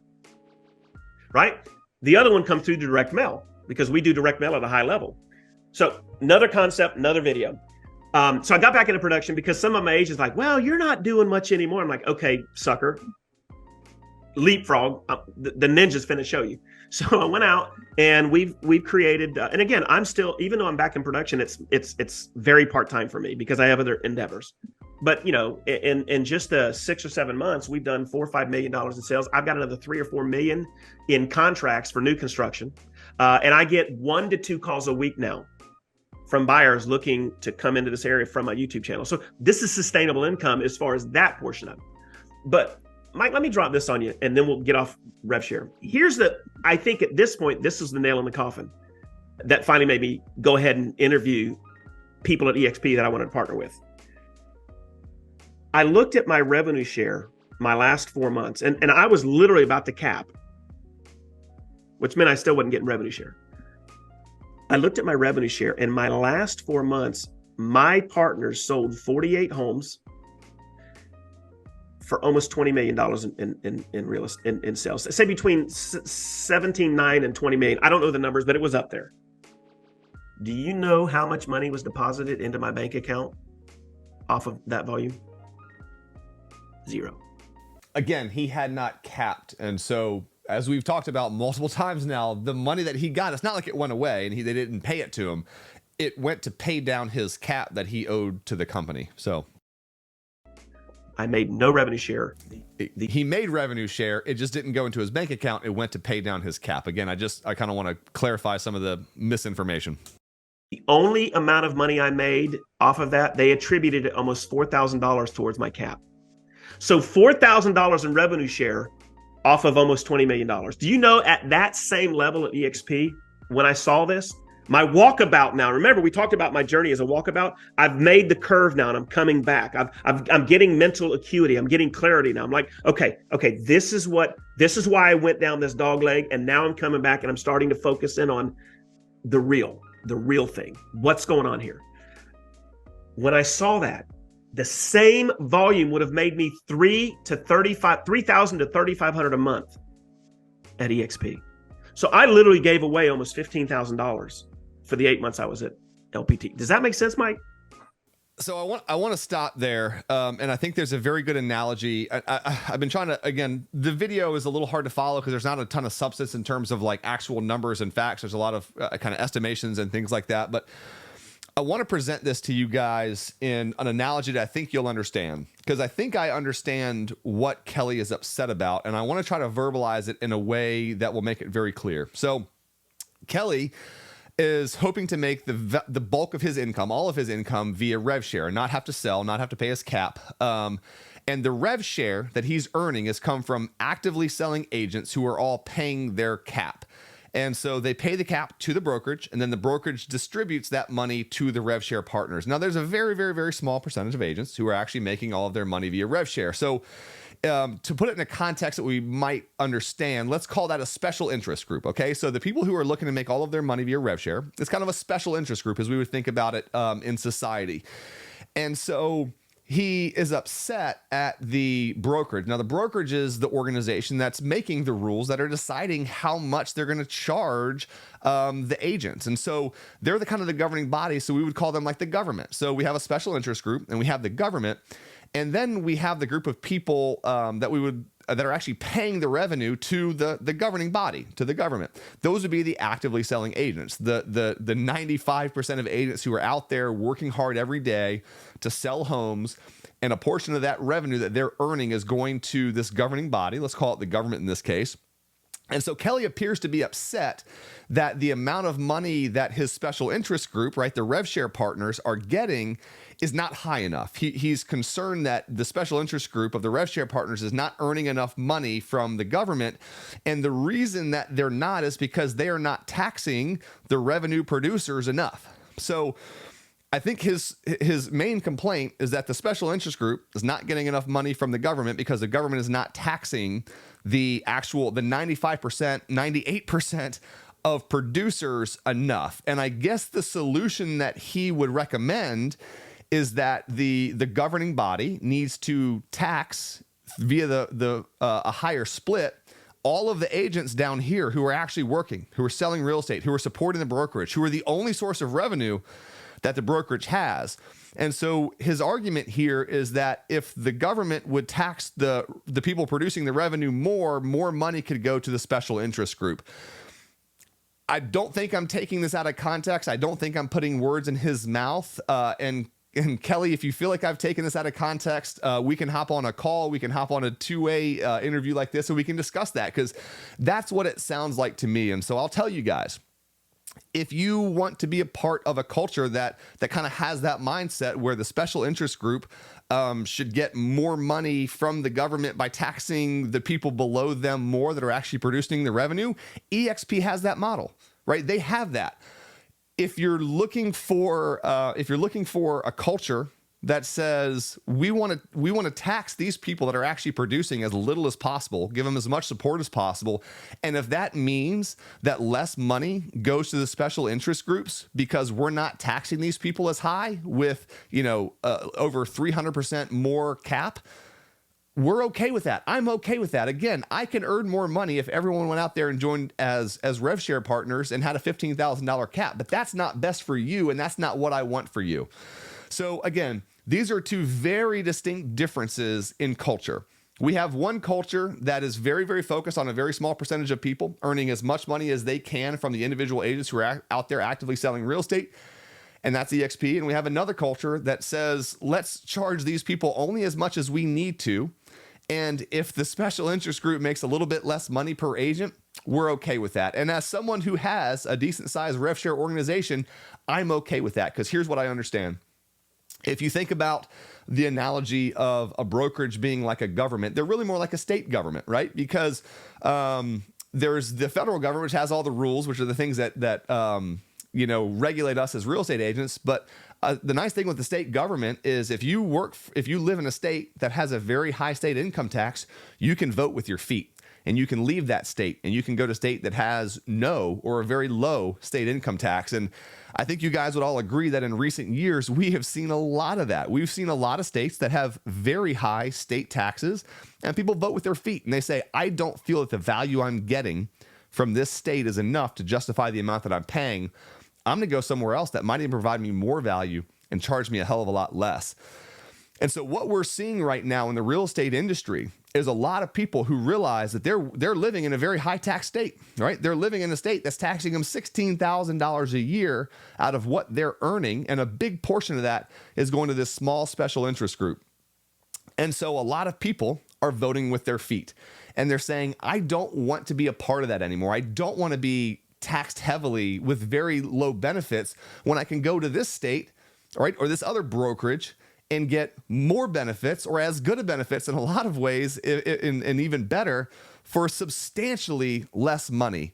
And so what we've also seen, and I think you guys can understand this, is that after a while, when enough people vote with their feet, there's no one left to take money from. And I think that's the big difference in terms of rev share opportunity between LPT and eXp. And again, I was hoping this whole thing wasn't going to be about rev share. That's kind of what I haven't really heard anything other than rev share get talked about.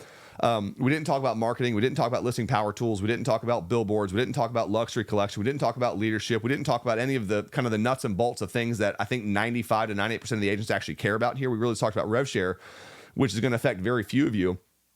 But if you tax the people that are doing the work enough, and there's another option for them to go somewhere that gives them more and charges them less, after enough of those people leave, there's no one left to pay the taxes to the special interest group. And so I want to ask you, if you were trying to attract people to come live in your state, do you want to live in the state that charges people a whole lot and doesn't give them as much value? Or do you want to move to the state that says, hey, we're going to give you a lot of value and not charge as much? So guys, I think what we're seeing in the real estate industry right now is a lot of people voting with their feet. And again, after a while, you can only tax people so much. They will leave. And once you run out of people to tax at the bottom, the people at the top don't have anything. So I hope that analogy makes a little bit of sense. It's crazy. It's That's wild. not sustainable. That's not sustainable. So one other thing that happened is I spoke to several, and by the way, again, I'm not naming names, but towards the last 2 months, I spoke to several influencers there that are not happy. One guy I spoke to who is happy, he's not dishappy with him, but it blew me away at the point that where he was at months ago. He was at almost 700 agents on his rev share. His rev share was $10,000 to less than $11,000 a month off of 700 agents, which meant, and he wasn't big into production, which meant as one of the larger teams, it could be 2 to 3 months before he saw a revenue share check. Just to clarify the math there, if he's making $10,000 to $11,000 a month, it would take him roughly 5 to 6 weeks to pay off his entire cap via rev share. So 5 to 6 weeks, not 2 or 3 months, just to clarify the math.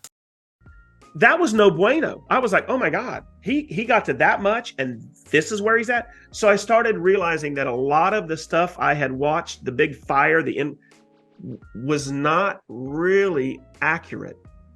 It bordered on misinformation. Again, guys, I hate to keep stopping this, but I've yet to see a single thing come out that was actual misinformation. He admitted he didn't read the ICA and didn't even read the one-page marketing sheet and didn't realize that his cap, that his rev share dollars were going to go to the cap first. That seems to be the only misinformation here. And in terms of rev share percentages in dollars, those are all clearly laid out again on that one pager that shows you exactly how much money you can make per agent, whether they're a business builder or a rev share partner. So this could not be more transparent or out in the open. And again, take the time to at least read the one pager before you join a company, guys. To the extent that it was made to try and almost like a bait and switch. And I hate to use that term, but that's what I felt like. So now I've got this whole revenue share debacle going on. And by the way, towards the end, I did have meetings with their big high ups about this because I still wanted to stay there, but I wanted to see if there was merit in them listening to me as an influencer. And so again, in terms of them listening to him, I'm not sure exactly what he was. He doesn't talk about what he asked corporate for, so we don't have any details in terms of what he felt the solution was. Again, as we kind of discussed, it seems like the solution is to charge the agents who are actively selling real estate more, and then make it so that the people who are only earning rev share don't have to pay a cap. I'm assuming that's kind of where he was going, and I can tell you, yes, our leadership team will likely not be responsive to that because that goes against our core values here at LPT. And here's what was told to me. And I'll never forget that when this individual told this to me, I made the decision. I'm going to start looking at who I want to partner with at eXp. They told me, Kelly, after I made this big thing about, I coined the phrase unobtainium. I remember telling the guy, I said to the guy, "You ever watch Avatar? When they went to that planet, they were trying to find this mineral called unobtainium, right?" I said, "I have coined the phrase LPT rev share is unobtainium." That's a great spot to jump into the numbers behind eXp, guys. Kelly made the claim that earning rev share at LPT is unobtainium, and so I assume he means unobtainable. And so I assume that means that rev share at eXp is very attainable. And so, all right, guys, slight change in direction here. So some of you are getting ready to be very disappointed with this news, and some of you will probably be very happy depending on where you fall on this. But the section of this video, which appeared in the original version of this video, I have decided to voluntarily remove. The portion of this video in the original version that was uploaded to YouTube had some numbers that showed the realistic probability of earning a high level of rev share at eXp just based on the number of agents who have successfully done it over the last 14 years. It wasn't a very flattering chart, and I understand that now as I look back on it. And so I have made the determination to take it down and instead replace it with this to explain to you why I'm taking it down and why this video has been edited. And I'll go into my reasons in a second about why I have decided to remove the numbers about how many agents are actually getting rev share at eXp. I want to talk about why I'm having to repost this video in the first place. So the original version of this video, everything that you've seen up until now is from the original version. Everything you'll see after is from the original version. This part right here is the only part that has been edited. This is a couple days after the original version was released on YouTube. And unfortunately, within a few hours of that video being uploaded, it was banned from YouTube. So Mike Sherrard had placed a copyright claim against my video, essentially a legal claim that there was copyrighted information that he claimed belonged to him in that video, and so had the video banned and also had my channel issued a copyright strike. Now, copyright strikes are very serious. If you get 3 of them, your channel is terminated. And so it's not really something that I could afford to have happen, as you know, this is my primary marketing channel. So I did take the very first step of reaching out directly to Mike personally to try to see if we could figure out kind of what had happened, if there was some miscommunication or confusion. I was able to make contact with him via email, and I'd asked for a 15-minute phone call to kind of discuss and see if we could find a middle ground that we would both be happy with. Unfortunately, Mike was unwilling to make time in his schedule for me for the next week, and so I had to, kind of figure out what I was going to do in the meantime while my video had been banned, while the video that he had posted was still allowed to be put out there. And again, at least in my opinion, spreading false information about my particular brokerage. And as someone who very much values truth and transparency, I've tried to be as truthful and as transparent throughout this video as I can be. And I want to be truthful and transparent about this because I suspect that people are going to ask me. And understand this, nothing I'm getting ready to say is meant as a personal attack on anyone. And I want to make it very, very clear that I do not support personal attacks on anyone for any reason in this business. There's absolutely no reason for that. We do not need to attack people personally.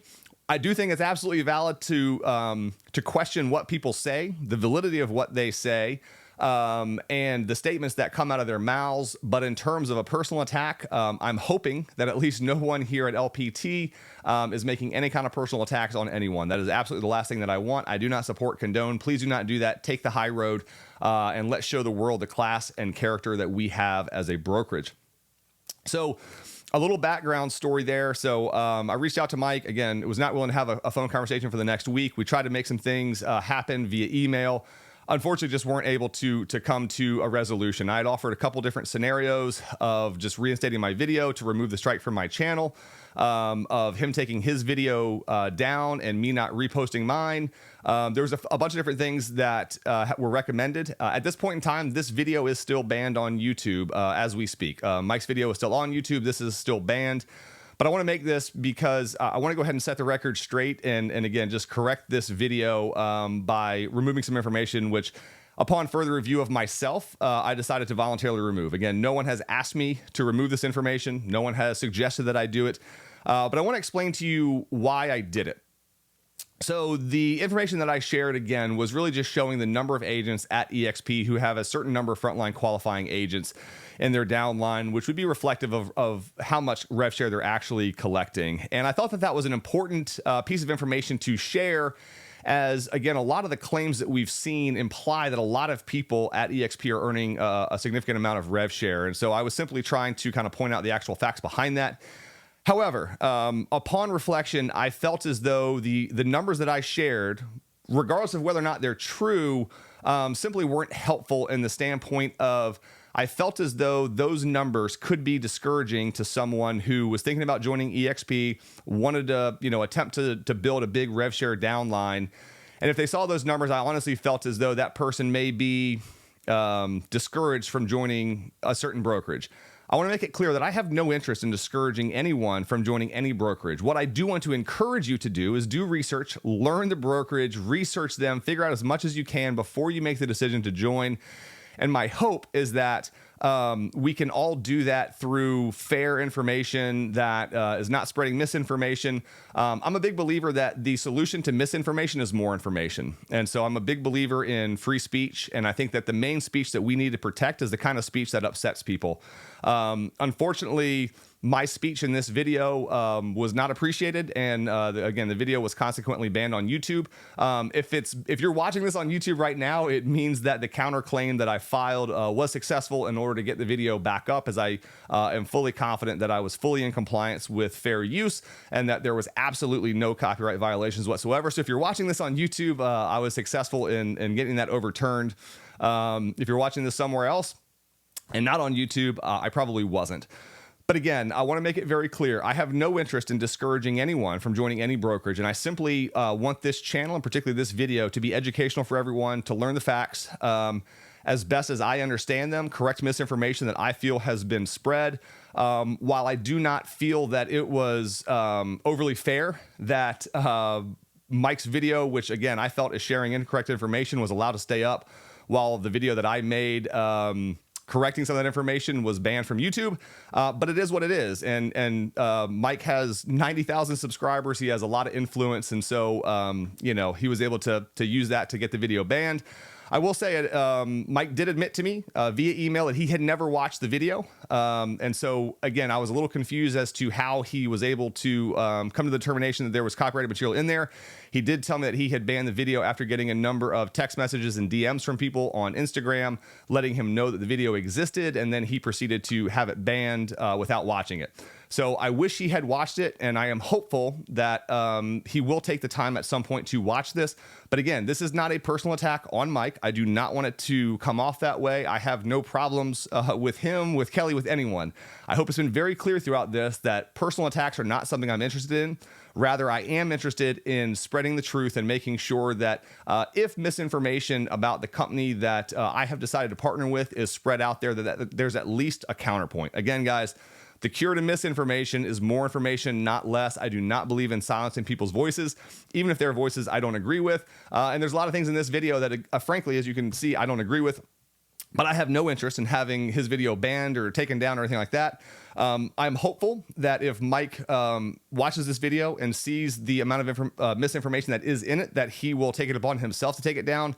I'm not requesting that. If that's something that he feels would keep his channel in alignment with his vision, I think that's great. Otherwise, again, I don't really have a say in the matter. If you watch the video, just watch both, right? Get both sides. I hope that's fair.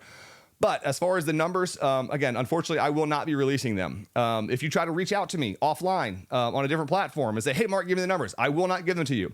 No one else will see those numbers. And if you're someone who is thinking about partnering with eXp, and you're wanting to start a large rev share organization and you think that those numbers would be valuable for you to see, whoever it is that you're planning on naming as your sponsor, ask them. And if they're willing to give them to you, awesome. That'll give you, again, a decent idea of at least how many people have done it in the past. If they're not willing to give you those numbers, you may consider asking yourself why. But get them yourself. If you want them, ask the people at eXp who you're hoping to sponsor with, if that's something that you're interested in. But again, this is going to affect a very, very small portion of you. For the bulk of agents out there who just want to sell real estate, this doesn't apply to you doesn't apply to you at all. And I apologize for having to take this amount of time to explain this. But again, I felt that it was the right thing to do. I feel that it keeps this video in alignment with its original purpose, which is just to educate. And again, not to steer someone one way or another, but simply to explain the differences in brokerage models, concepts, cultures, leaderships, and visions in hopes that you find the best one for you. So that is all I am going to say on this. And this is a topic that I don't think needs to be brought up again. And we'll keep going on with the video. And he laughed. He thought that was funny. He said, no, Kelly, you're looking at it wrong. He says, let me tell you this. If you came to LPT for revenue share, now guys, this is a big corporate guy. He said, if you came to LPT for revenue share, you came for the wrong reason. Guys, if you're coming to LPT for the revenue share, you're coming for the wrong reason. Come for the marketing. Come for the leadership. Come for the listing power tools. Come for the luxury collection. Come for the amazing energy and camaraderie. Come because we're the fastest growing real estate brokerage that's ever existed in history for a good reason. Come for that reason. Revenue share, it's there. It's a great thing that I think all agents should try to take advantage of, and we try to make it as obtainable as possible by not charging you that super high cap until you get there. That's why you should come to LPT. Don't come to LPT for the rev share. There's a massive opportunity to earn rev share right now because we are the fastest growing real estate brokerage ever in history. We're at about 6,000 agents right now, and we've done that in about a year and a half. So yeah, if you want to come here and attract, but take the first 90 days, learn the model, learn the tools, learn the reasons that the 98% of agents who are actually out there working hard to sell real estate and pay their caps so that you can get your rev share have the best tools available. I will say this. Not a single time during this video did I hear about whether or not making the move to LPT is good for agents who are actually wanting to sell real estate, because that's not what this conversation was about. This conversation was about the very, very, very small, right? The 2% of agents who are trying to earn some kind of substantial amount of rev share. For the 98% of agents who are at eXp that aren't getting that kind of rev share, look at LPT. It's something worth considering. You can save, $11,000 to $12,000 in your annual cap the very first day that you join here, and you'll have the equivalent of an $11,000 to $12,000 downline at eXp, which I can tell you 98% of the people or more, probably 99%, don't have. Just trying to be as unbiased as possible here, guys. But what we're focused on at LPT is helping you sell more real estate, helping you grow your business, because that's what we know the bulk of agents are looking for, and that's what we provide. If you want to be in the special interest group that makes as much money as possible per agent, you could try to go to eXp. But again, remember the analogy that is people are voting with their feet. The 98% of people that have the ability to vote with their feet and move from a high tax state to a low tax state, you have to ask yourself, where's the growth going to come from? Where's the growth going to come from? If agents aren't joining the brokerage, agents can't join your downline, guys. We are real estate first. In their mind, that means they want all their agents selling real estate. Revenue share is there eventually to help you create additional income. Couldn't have said it better myself, guys. We want all of our agents selling real estate, and revenue share is to help those who want to participate in it eventually earn some additional income and eventually have that residual revenue piece. If you want to learn more about the tools that we provide here to help you sell more real estate, or if you want to learn more about what it's actually like to do agent attraction, I'm happy to have a conversation with you on either of them. I'll leave a link down in the description below. Set up a one-on-one Zoom call with myself and AJ. We would love to chat with you, answer your questions, and go through this. That was it. That was the final nail. I'm done. I got to go. And then one other thing. Another, and I'm not going to name the name, another big corporate person called me the day I signed the ICA to join underneath you and said, oh, I just found out you might be leaving. Could you please not do that? Can I get you on a phone with Robert Palmer? And by the way, I love Robert Palmer. This guy is friggin' amazing. And True statement. Robert Palmer is absolutely amazing. Robert Palmer is the reason that we're the fastest scaling real estate brokerage in history. If you want to learn more about Robert, I will link a video up here. Robert does a motivational Monday call with us every single Monday. Phenomenal leader. He's the guy that you want to be partnered with as we go through these difficult times. I 100% agree with Kelly. Robert Palmer is a genius and a phenomenal leader, and one of the big reasons that a lot of people join LPT. And I think along the way, when they get out of beta testing, they'll probably get some things maybe fixed, right? Just to point out, he's saying that things need to be fixed. I think we've got a pretty good system, and I think the agents that are joining us agree. I don't know. But she said, "Can I get?" And I said, "No, I don't want to." She says, "Well, where are you going?" I said, I'm going to eXp." And I even told him who I'm partnering with, right? and here's what this huge corporate person said to me, Mike. And it was like, oh my God. This person said to me, "Well, Kelly, why are you going there? You have to cap there to get revenue share." Mike, did you hear what I just said?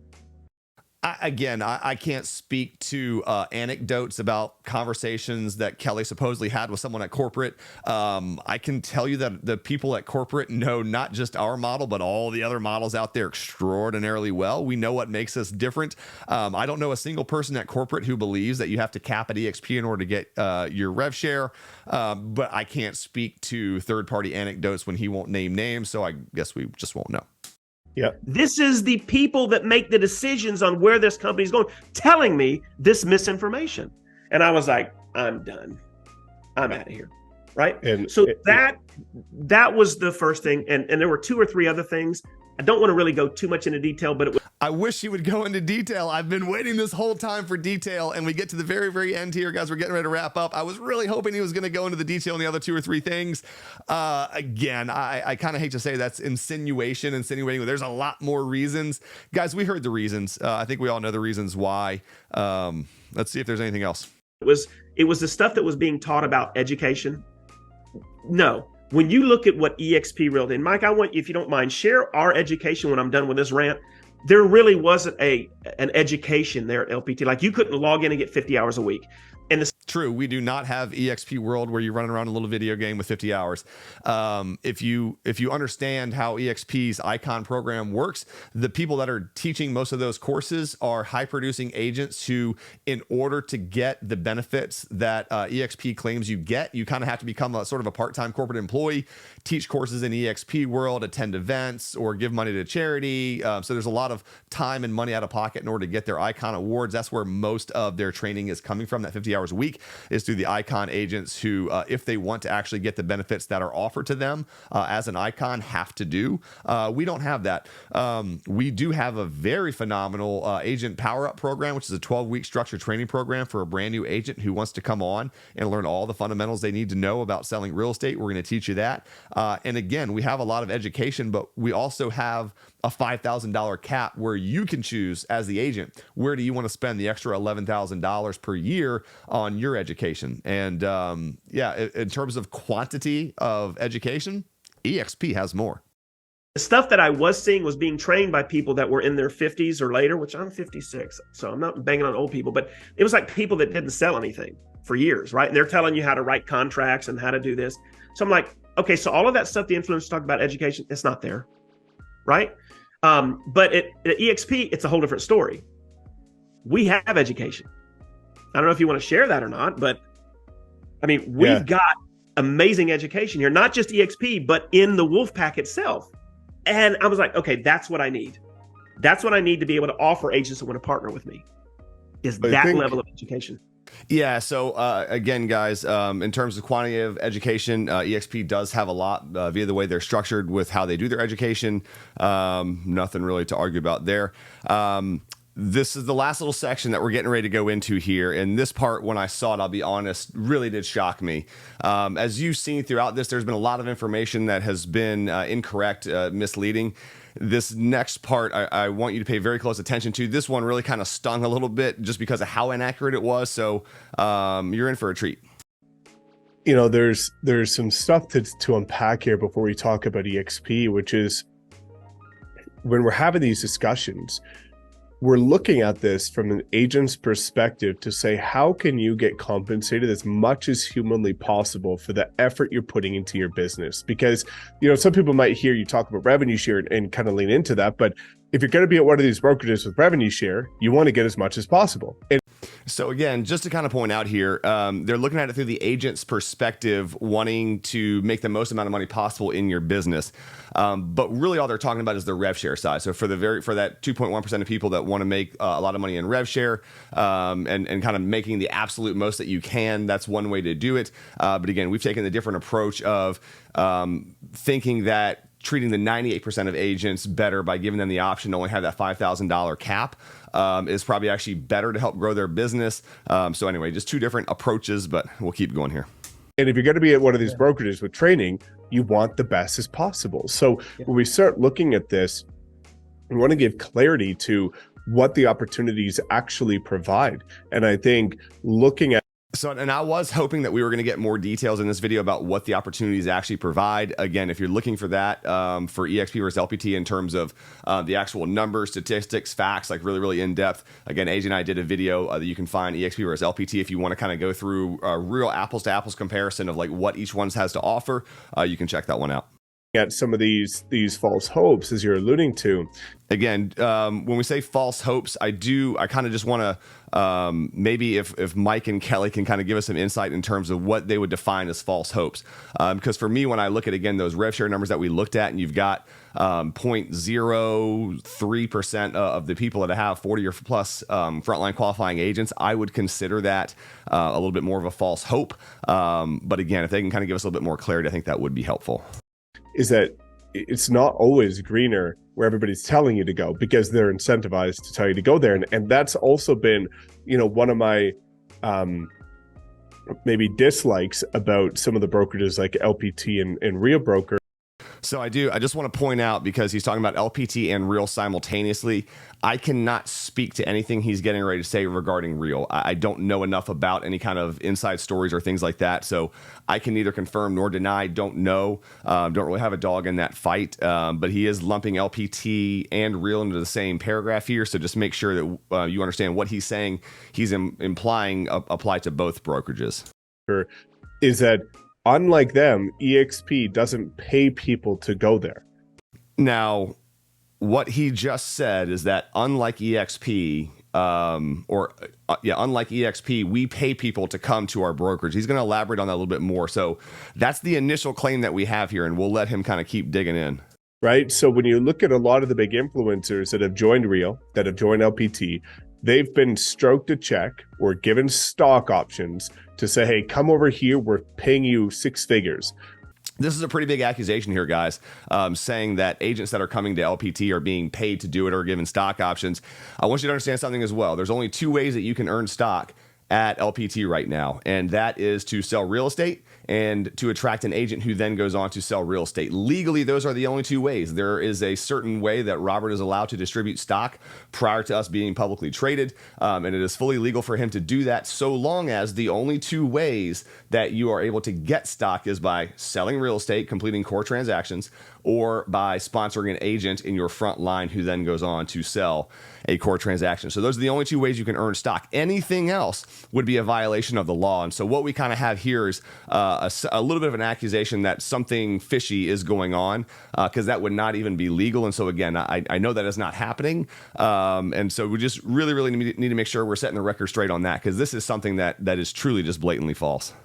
Well, if I was paid 6 figures to go there, and you're not, but I'm convincing you to go there because I'm financially incentivized, that to me is not morally okay. That is biased, that is unfair, and it is selfish. All right, guys. So we have morally and ethically not okay, biased, selfish, unfair, all these different adjectives. Guys, these are some pretty big and heavy accusations to levy against another real estate brokerage. Again, I really don't have anything negative to say against eXp other than their structure just kind of created a different culture than what we have. Both good brokerages, you can be successful at both. And while I have heard stories in the past of what Mike is saying that we're guilty of having happened at other brokerages, but I'm not going to go in that. And here's why. So our words have a big impact. Our words have meaning. And so one of the very valuable lessons that I was able to take away from serving the country as an officer in the military was they very much ingrained in us that the words that we say are very powerful and have a lot of meaning when you are in a position of power and influence and responsibility. And so I take it upon myself as a leader to make sure that the words that come out of my mouth are very carefully monitored and filtered, and to make sure that what I'm saying is my best knowledge of the truth. And if there are things that I can't really verify with facts, I try to just not bring them up in general. And so again, I don't know if this is kind of Mike not doing his own research and relying on something that maybe someone else told him that was based on incorrect information. I'm not sure where he's getting this. If there are examples of this, I would love to see them. I would love to see them made public so that we can all be aware of that. But again, those are some pretty heavy accusations to levy. And so all I can do is control my words and what I say and how I approach my life and leadership. And then everyone else can take their own approach. But that's just my take on it. So I think not many people realize that the majority of the top agents at both brokerages were paid to go there. Again, I can't speak for real, but the claim that the majority of the top producers and influencers that have come to LPT have been paid to come here could not be farther from the truth. And I think is really something that I would like to see kind of have the record corrected if that's something that we could make happen. And that's why their financials are atrocious. So this is really the last big point I want to touch on, talking about their financials being atrocious. Again, I can't speak for Real. Real and eXp do have very different financial situations, and I'm not going to talk about Real. And I don't really care to talk about eXp. They're in a pretty decent financial situation, very low debt, if any debt, pretty good financially sound company. That's awesome. When he refers to LPT's financials being atrocious, though, here's one thing that I need to point out. Again, when we're making accusations, we do need to make sure they're based in some level of fact and reality. We are a privately held company that is essentially solely owned by Robert Palmer. And so with that, our financials are not available to anyone really other than Robert Palmer, his accountant, and his attorneys. And so if Mike has had access to LPT's financials, I really would like to know where he got them. Again, when we're talking about different things, there would likely have to be many crimes committed for someone to actually truly see LPT's financials. But I will tell you this. We're very excited for the world to see our financials. And so as we're building up to going public, before you can take a company public, you need 2 years worth of financial statements to show what are the numbers behind the company so that investors have a legitimate idea of what their potential return on investment could be. We're very, very excited to have 2 years worth of financials to show such that we can take that next step forward into going public and hitting the stock exchange. And when that happens, I will be delighted to come back on here and talk more about the financials of our company.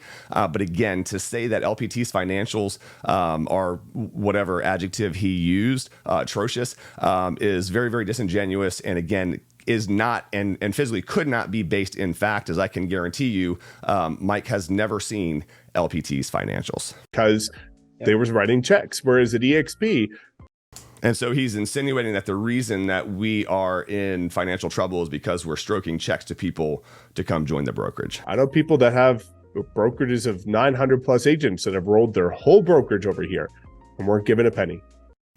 Just so you know, if you have a brokerage of 900 plus, Adrian and I were just fortunate enough to partner with the #1 independent real estate brokerage in the state of South Carolina. If you're in South Carolina, look up Jeff Cook, amazing guy. He was the #1 producing real estate brokerage in the entire state of South Carolina. He's got 6 offices across the state there. So great one. And again, in terms of getting stroke to check and all these stock options and things like that, just not happening. And so we'll keep going there. And so people are coming here for the model itself. We're not having to pay people. And that means the value is so high, we don't have to pay people, because if the value is high enough, that's what we saw with Compass, right? Yeah. Why did so many top producers go to Compass? Because they were paid to go there. Well, what happened after the 3-year contracts ended? They left because the payment did not equal the value. And the value is what we want to talk about. So you know, All right, guys. So that pretty much comes to the end of all of the talks about LPT. Everything else they talk about kind of goes into, again, partnering with Mike and some of the things they're doing in their group. So if you want to watch the full video, check out the full video. Highly recommend it. But watch this one as well. I know this went a little bit long, but guys, there was a lot to unpack here. Again, it wasn't a very dense video in terms of like substance and things that I wish we could have dove into a little bit more in terms of what the brokerages actually offer the 98% of agents who are out there actively selling real estate. We didn't get any of that. Hopefully they do some more. But I did feel compelled. As you can see, there was a lot of things that were talked about here that while they had a very, very negative tone, is not a tremendous amount of substance. And so anyway, guys, I appreciate you watching. Again, there's a difference in culture between LPT and eXp. I hope that's very, very evident now. If eXp is the right culture for you, I go there. That's awesome. But if you're looking for something different, if you're looking for a brokerage that supports the 98% of agents who are out there working hard every single day to get deals under contract in this tough market to pay their cap, and give you the best tools, the best resources, the best marketing available to help you do that at a high level, I think LPT has that to offer. Check out our 80-minute long LPT explained video right up here in the corner, and I think you'll learn a lot more about what we have to offer here. And if you want to learn more and figure out whether LPT is the right fit for you and whether we are the right brokerage, I'd love to have a conversation with you. Again, check the link in the description box below.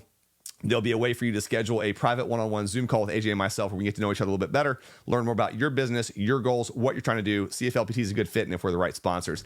Guys, I appreciate you tuning into this long one. Share this video, get the word out there, and until next time, be well.